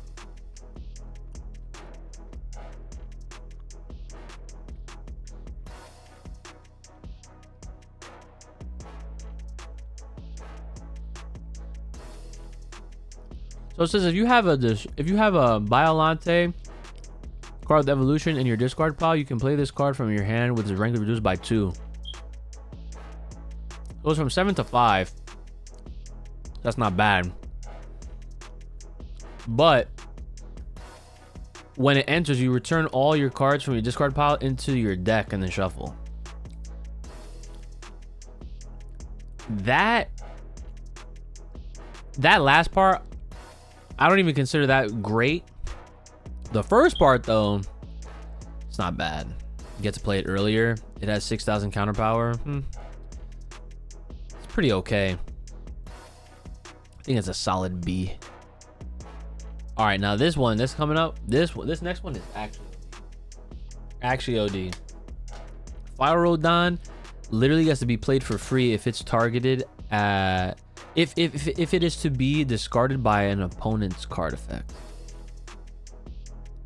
When this card is discarded from your hand by your opponent's effect, and that monster card is in, and if their monster card is in zone 4 to 8, you may play this card. Can't go wrong with that. And then lastly, if this card is in zone 8, it gains 3,000. So it goes from 6 to 9. Yeah, Bushiroad is actually fire. So we gonna put him at least B. I'm trying to it's very conditional, you know, but I'm gonna definitely I feel nice about putting in A 100%.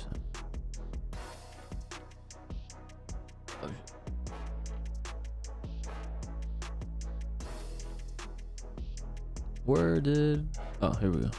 Oh my god, it like glitches on me every time I get to where I'm supposed to be. It just like kind of skips out. It did it again. Okay, let's refresh the page. What? It refreshed the page, but then it added set 2 cards. I think Tuscan literally updated it as we were mentioning it earlier. So we're at the Destroya part, I believe. It's just a rank 8. I don't think it does anything, but it's just super strong. It's 13,000, which is bonkers. Oh, this is Destroya perfect form. This is different. Oh, you know what? I don't have this card, so that's why I'm like, wait, what is this? There's another one that actually doesn't have an effect. Yeah, it's in there. I see it. Okay, this is on the enter effect. If this card was played through evolution, you choose up to one strategy card named Godzilla Booster Destroya in your discard pile.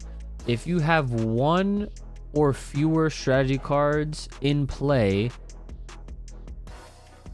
and then it says, and activate the chosen card regardless of rank. Wait. I have to actually get like a clearer picture here. I'm looking it up on the actual site. Destroya. Didn't even spell it right.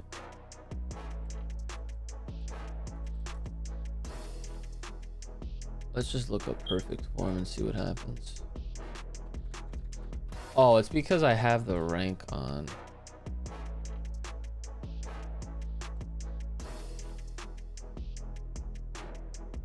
Yeah, this guy. Yeah, if this card was played through evolution, choose up to one strategy card named Godzilla vs. Destroya in your discard pile. If you have one or fewer strategy cards in play, play and activate the chosen card regardless of rank.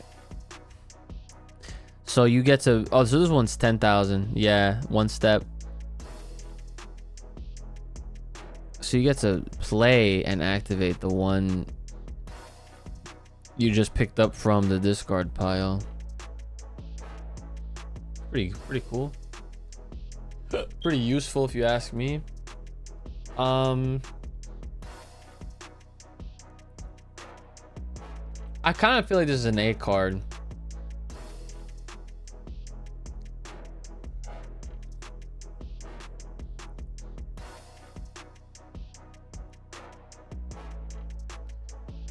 Okay.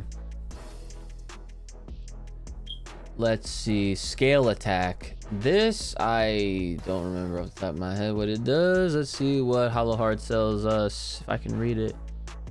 If your opponent has 5 or more rage, you reduce their rage by 3. That's actually very good. And it's a 1-drop. This is actually an, I feel like it's pushing S tier, because this directly counters rage decks. 5 or more rage reduced by 3, bro. Reduced by 3? Hello? Like, dude, that's actually insane.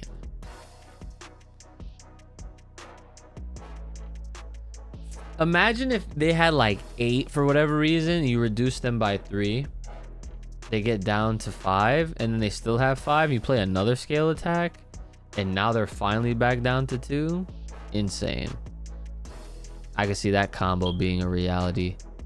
I'm gonna say this is at least an A tier card, only because it doesn't fully reduce their rage, but I mean, it's a 1. It costs 1. That's a very strong card. Like I said, there's an argument to be made seeing that in the S tier. That's a very good card for blue. Scale attack. Next, I believe, would be the Godzilla vs. Destroyer. So this is what you'd probably want to be searching.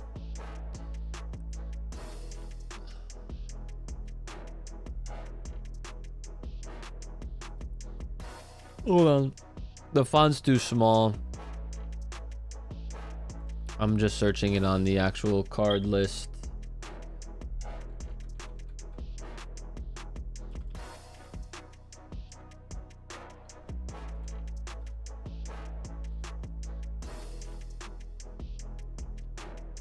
All right, so this is the 3-cost one that we're looking at right now. First, your turn. So this is only applies on your turn. If you have a destroy a battle card in your zones, increase your total counter power by 10,000. Imagine have 2 of those suckers on the field at once. That's 20k extra just cuz. So I can see blue not being so rage heavy, but you know, utilizing cards like this, I think Destroya, more Destroya themed blue decks for right now, I guess, for not for right now, but for set 1 would probably be the play, because you get to take advantage of cards like this, and it's like, you know, there's more synergy with that. This is definitely an A rank, A tier card easily. All right, looks like we have Guardians Awakened, if I'm reading that correctly. Yeah, okay. Evolve all of your rank 4 or lower evolution. So you can use this on Destroy as well. It's a 2-step though. You have to be careful, which is, that's kind of sus. Anyway. Okay, rank 4 or lower. B. Definitely B. Oh, my back. Oh, my back. I don't know if you guys picked up the cracks on the mic. This is Godzilla vs. Mega Gearus, excuse me. A lot of text on this one. Oh yeah, nah. Gotta definitely look this one up. On the official card list website.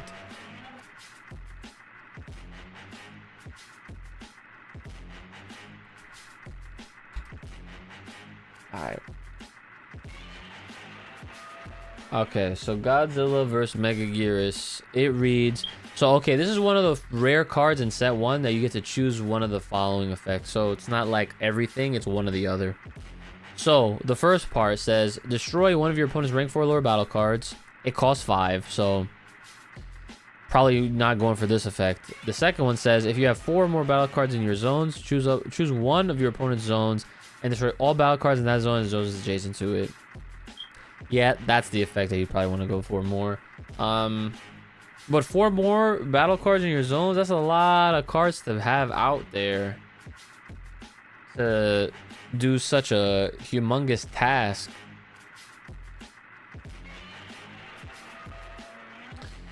So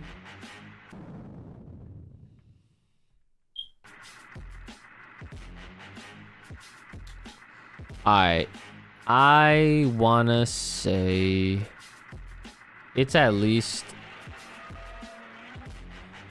mean, it's pretty badass, but still, I just don't like the 4 or more battle cards condition first. I think I'm gonna just keep it in B. All right, and then here's our other Godzilla vs. Destroya deck, or I'm sorry, not deck, but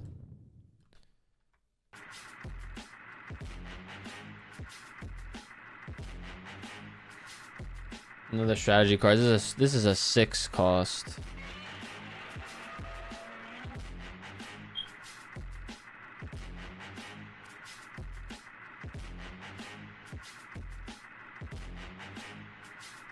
Okay.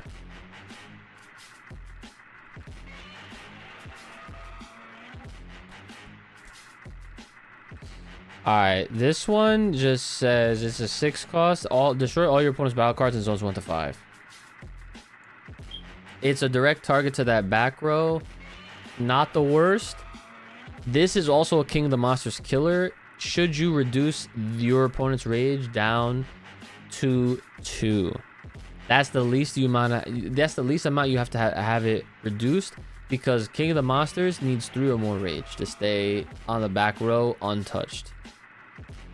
If you can do the rage reducing first, get it down to 2, then you play this.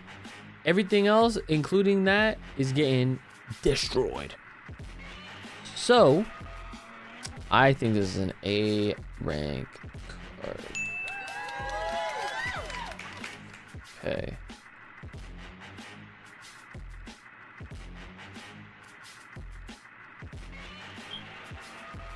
Okay.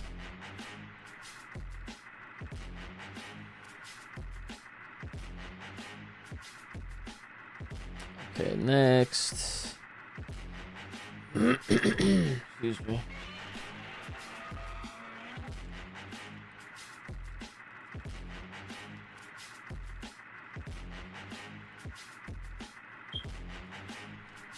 One more snack. This is Godzilla vs. Biollante. Cost 7.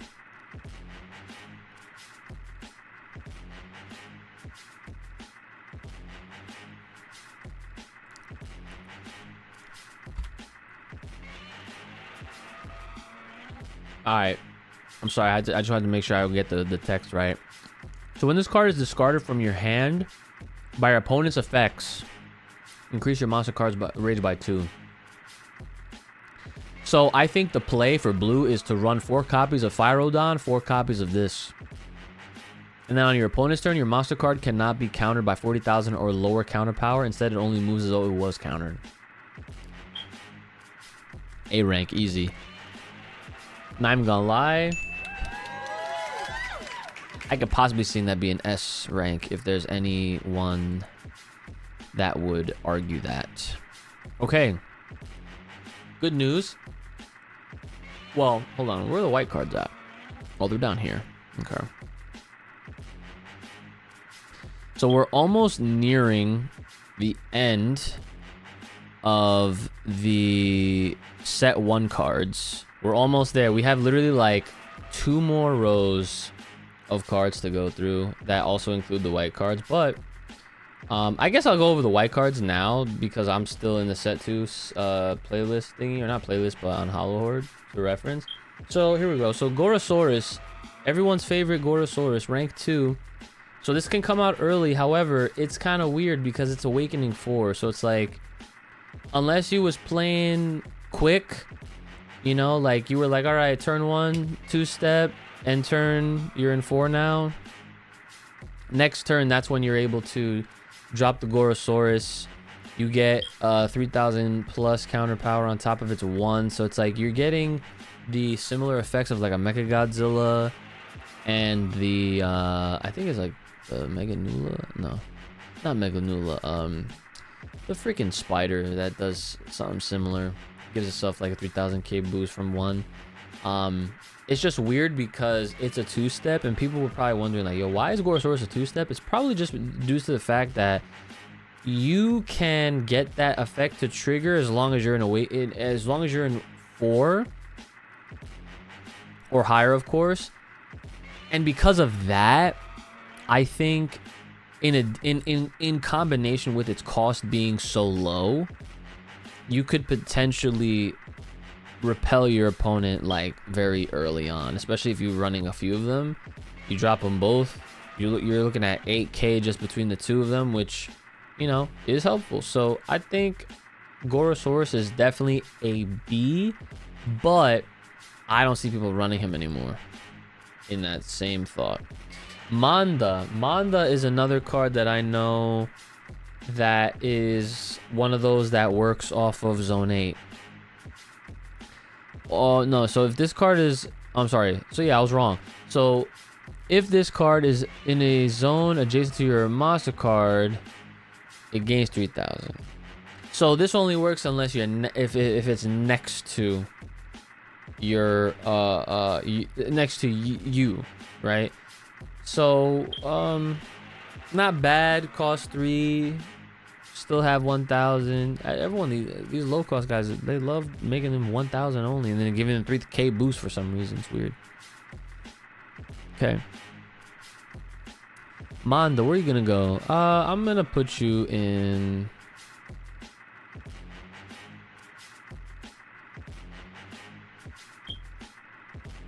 I'm thinking low B, maybe high C.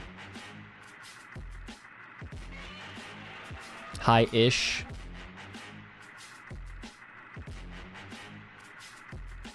Okay, here goes Varon. It's an Awakening 6, but it costs 4, draw 2, discard 2. That's a staple. Everyone plays them just for the draw power potential. I think Varon's at least deserving an A, I think. Right?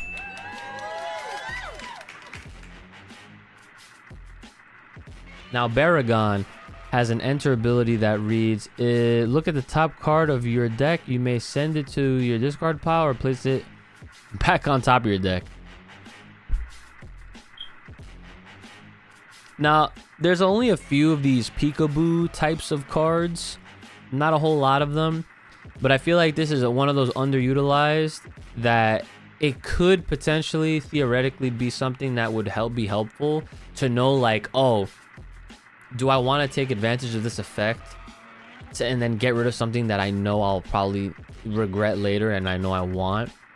So again, underutilized. We have not seen anyone really explore the possibilities of running cards like that in order to help make better decisions, you know, in general. So it's funny because I'm like trying to give Baragon the benefit of the doubt in being a better card, but it's like if people aren't trying to use them, then it's like, whatever, you know. So I'm gonna put Baragon in B, bro. I'm gonna lie. Now Giant Condor, as long as it's in the same column as your opponent, it gives itself an additional 5,000. But as soon as your opponent's rage gets increased, it gets destroyed. It's tethered to the rage. Yeah, if this card is in the same column as your opponent's monster card, your card gains 5,000 counter power. When your opponent's rage, yep. And it's a 5-drop. Has 5,000, potentially 10. Yep, I think Condor is right up there with Varon in the A rank.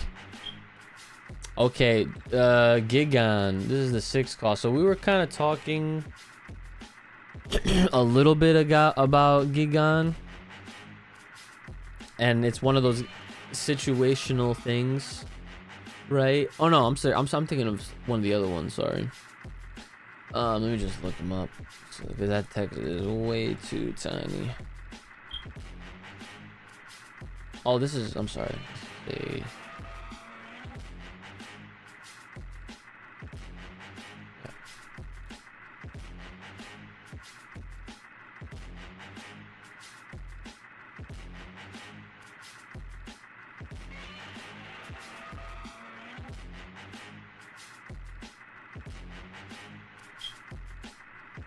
Trying to modify the damn search.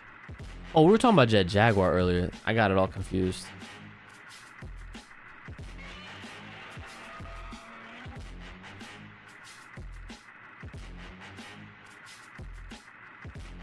There it is. So enter. If this card is in the same column as your opponent's monster card, send the top card of your deck to your discard pile. If it is a battle card, you move your opponent's monster card with 50,000 or throw lower threat level backward by 1. So keep in mind, the key word here is that move your opponent's monster card backward. So you're not moving it as if it was repelled. You're literally moving it back a zone entirely. Which I think this is one of the very few cards, if not the only card in its kind, that has that type of effect in this game. Which... hold on. Where is it gonna go? It's a 6 cost. I'm gonna put it in B. Okay, this one goes without saying. S tier. Okay, I guess the big sounds. This is Godzilla against Mechagodzilla. For those that don't know, you have to have you can't play it if you have 7 or fewer monster cards in your discard pile, which means that you have to have 8 or higher. And then whenever your monster invades, you can put up to 1 monster card from your discard pile underneath this card, and if this card has a monster card underneath it and your monster invaded this turn, you can reduce your opponent's rate to 0. Is godlike. And obviously, Godzilla, king of the monsters. This card, again, another staple. I've explained it before that if it's in zones 1 to 5 and you have 3 or more rage, it gets protected from any of your opponent's effects, so it wouldn't be able to be targeted, destroyed, all that kind of stuff, so long as the rage is 3 or higher.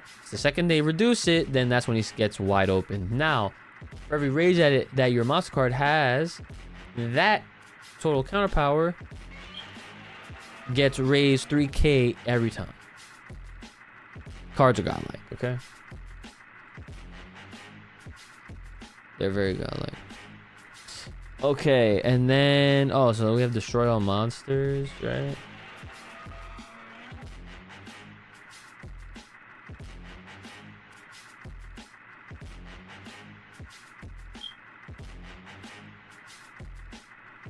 Okay, destroy all monsters. So destroy all monsters, this is a good one.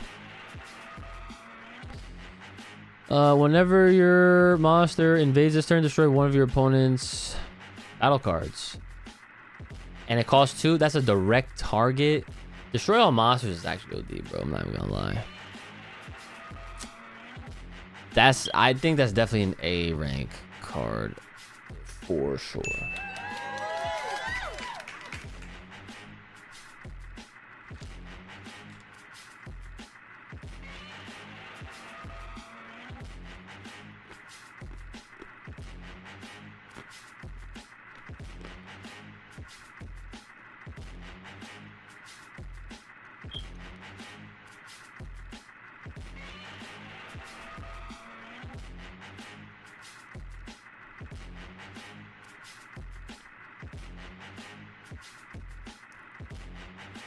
No, it's crazy. I just noticed. I might be bugging, but I don't see King Ghidorah. The rank 8. I don't see him. Unless no. I didn't even touch him. I didn't even see him yet. Well, anyway. Destroy all monsters.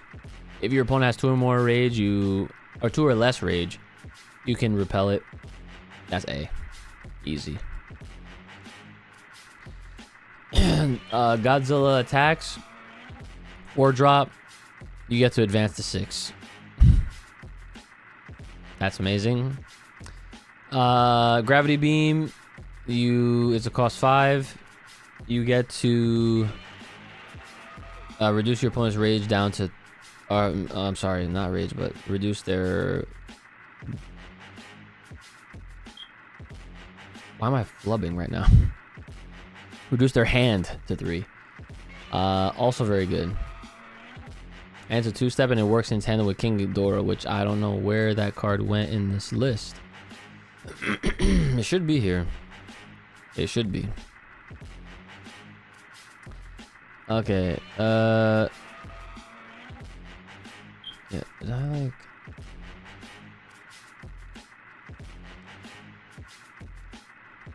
Yeah, I don't always see list either, so...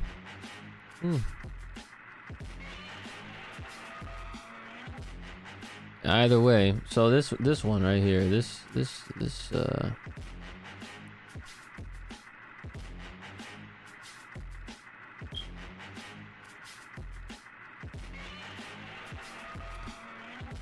Godzilla and its son on Monster Island.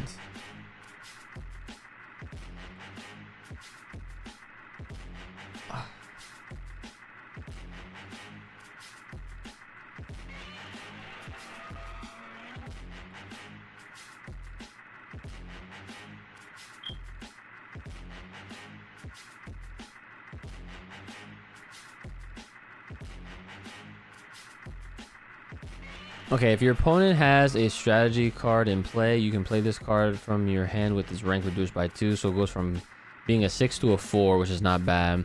And while this is in the strategy zone, your rank 5 or lower battle cards in zones 1 to 5 cannot be destroyed by opponent's effect, which is also not terrible.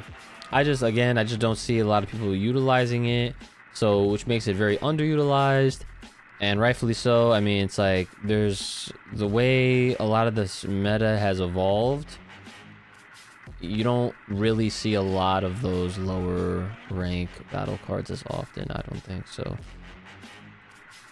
At least a B.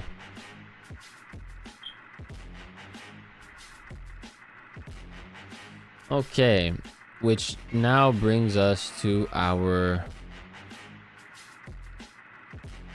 last remaining cards that are from the Heisei starter deck. And I keep looking through all these cards and I really don't see a King Ghidorah, which is weird. Because he's obviously in set 1. Low-key, I kind of want to refresh this page and not, hopefully don't lose the progress, but...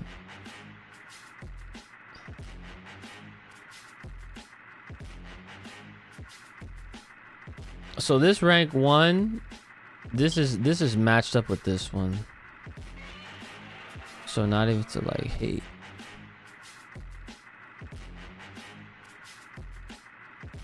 Oh, there it is. I see it. So the King Ghidorah, you're an 8-drop. You get beefed up with Gravity Beam being in play, but you know it's an 8-drop. You have 8,000, but you could potentially have 28k so long as you have that Gravity Beam out.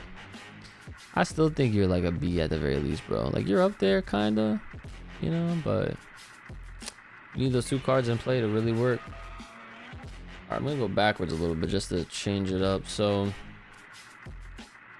This Burning's Godzilla's Rampage. So choose one of your opponent's zones. Destroy all your opponent's battle cards in that zone and zones adjacent to it. Yep. I was right. Okay. Almost there. This is Legend of Infant Island, I believe. Might as well just...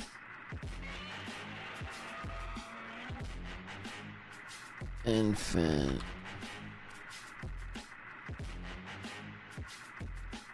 Evolve one of your battle cards with evolution.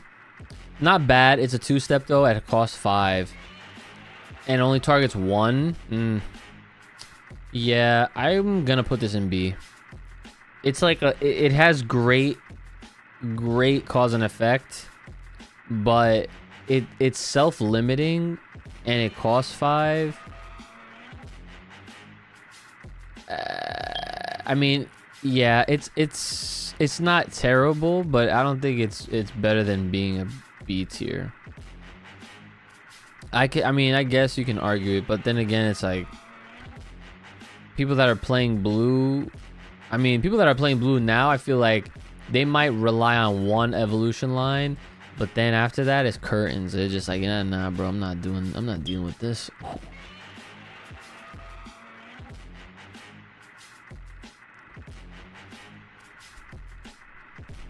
Okay. So, all right. So now we're looking at the monster cards right here. So this is the rank 2 1989. Enter, destroy one of your opponent's rank 4 lower battle cards. Pretty straight up.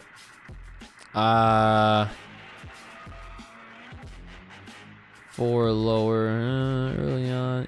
Wow, that's crazy. It's a 2-step with 15. That's, you know, that's pretty strong. Cause that's an early on type thing. So I would say this is A. Actually, let me put it in B. Let me just put it in B. Let me chill. It's not like that crazy. Ugh. Boom, boom, boom, boom, boom, boom, boom, boom, boom, boom, huh. What's up? Huh. I see a Heat Ray. Heat Ray is most certainly an A rank card. That goes without saying. It's wonderful. Destroy all cards in the same column as your monster card. I mean, it's a sniper, bro. Like, can't go wrong with that. Seriously. All right, next we have a rank 3 Godzilla 1992. Let me just go in there.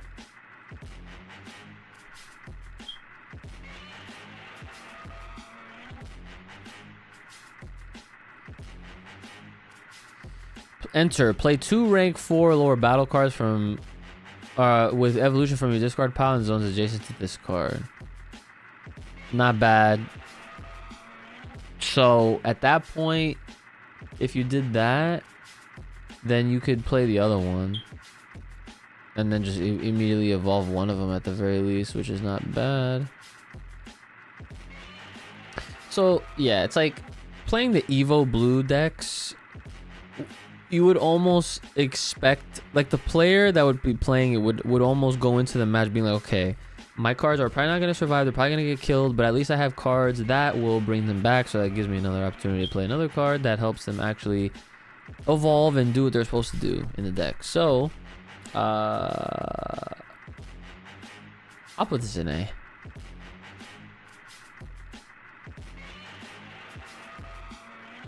Not bad.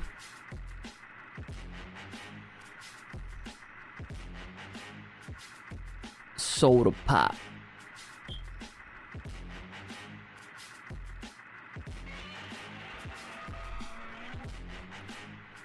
Oh.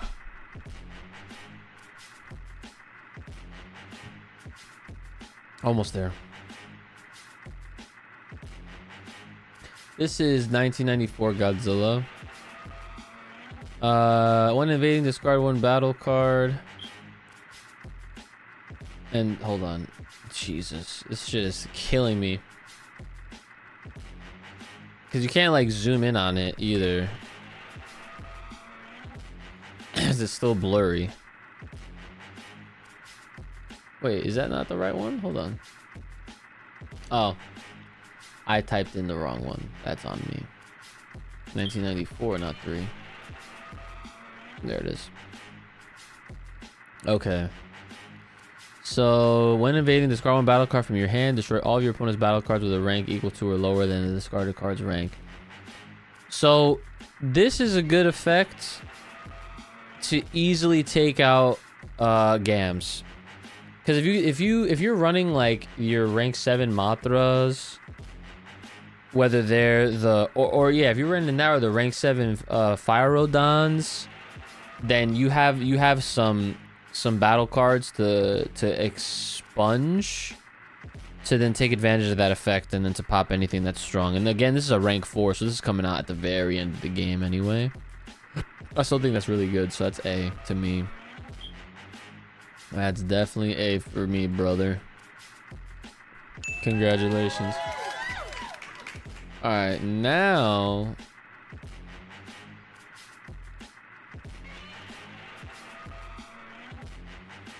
we're looking at the rank 3 Godzilla 1993 that says, when invading, reduce your opponent's rage by 1. If you invaded 2 zones, that effect happens twice. So blue seems to have a lot more rage reducers. You just gotta be very careful, or just have to be, you have to keep your eye on that, so that way you can actually take advantage of those effects. So I definitely consider this an A rank card as well. Very, very good. Now I think that, yeah, that's the other rank 4. This one, for each strategy card your opponent has in play, this card gains 5,000 threat level, and it's already at 36. So if they have 2, that's 10, that's 46, bro. Oof. This,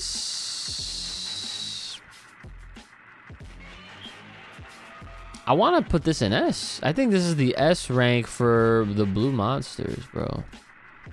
I will definitely be nice.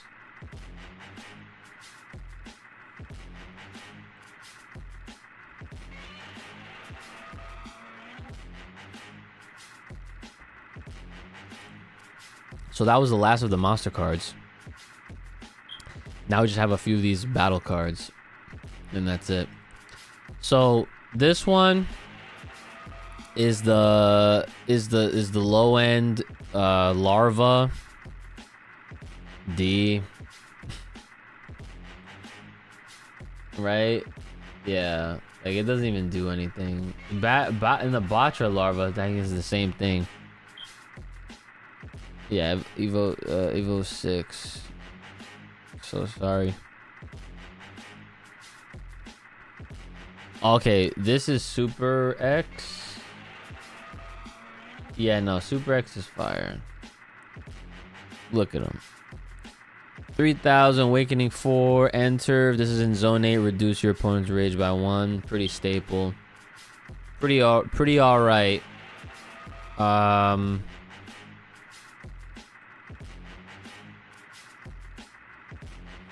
I'll put this over in the top of B. Umatra. So if you play that card through Evolution, you get to draw a card. You don't have to discard anything, which is nice. I'm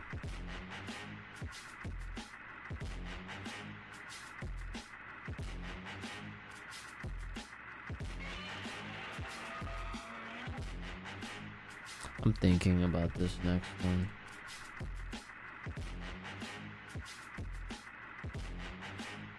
What do you do again? Awakening 6. This card gains 3000 counter power. Oh, that's it. That's pretty straightforward. I actually like that a lot. I put that in A too. Pretty strong, pretty strong. Okay, I know this Mega Godzilla rank 7 is an A as well. I've seen it has been played against me several times. And it's all low-key like a trump card. Like, straight up. Let me see. I'll read you the effect. So that way you can understand how strong it really is. So it starts with 5000 straight up threat level. If your opponent's monster card is rank 4 or higher, so this is definitely end game type stuff. This card gains 5000 counter power, so then it will be 10. However, if this card is in the same column as your opponent's monster card, this card gains 3000 counter power. If both conditions are met, you get 8000. So that's great. So A it is 100%. And I think last but not least is our Destroyer card, which I see 2 versions. Let me just peek some here.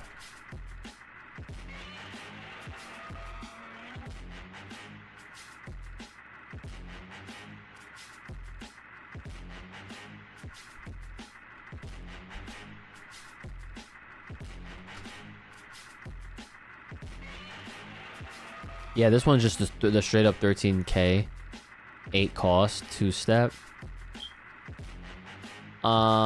It's because of his raw power. I do think it's at least A. I think that's fair to.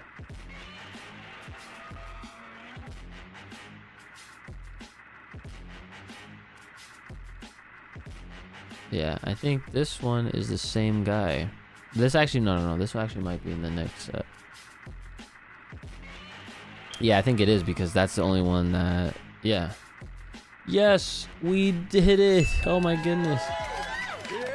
So I'm not even gonna bother like trying to like go through each tier. And like I'm just gonna say in no particular order, these are all the cards based on this and that and blah blah blah, like where they belong in the tier listing, and that's like about it, because I feel like the most accurate is just to represent where the strongest cards should be versus the weakest cards should be, and all the ones in between. So it's like obviously we have Gam and King of the Monsters in S, but I'm not gonna say one is better than the other. I'm just gonna say that they're both S tier cards. So that's how I'm deciding it, guys. So I guess I'm gonna save this picture and then use it. For those that stuck it out, for hung out, I appreciate y'all. Thank you so much. Next on the list of Godzilla card game content to look forward to, aside from like gameplay with new cards, new decks, new ideas, and all that stuff, I plan on doing another tier list with all of the new set 2 cards and making some sort of prediction. And then towards like closer, I should say closer to set 3, then we'll do another one. We will do a remix and be like, how does this one compare to how we thought from the beginning? So look forward to that. But until then, take care of yourselves. Love what you love. Play Godzilla. Gang, gang.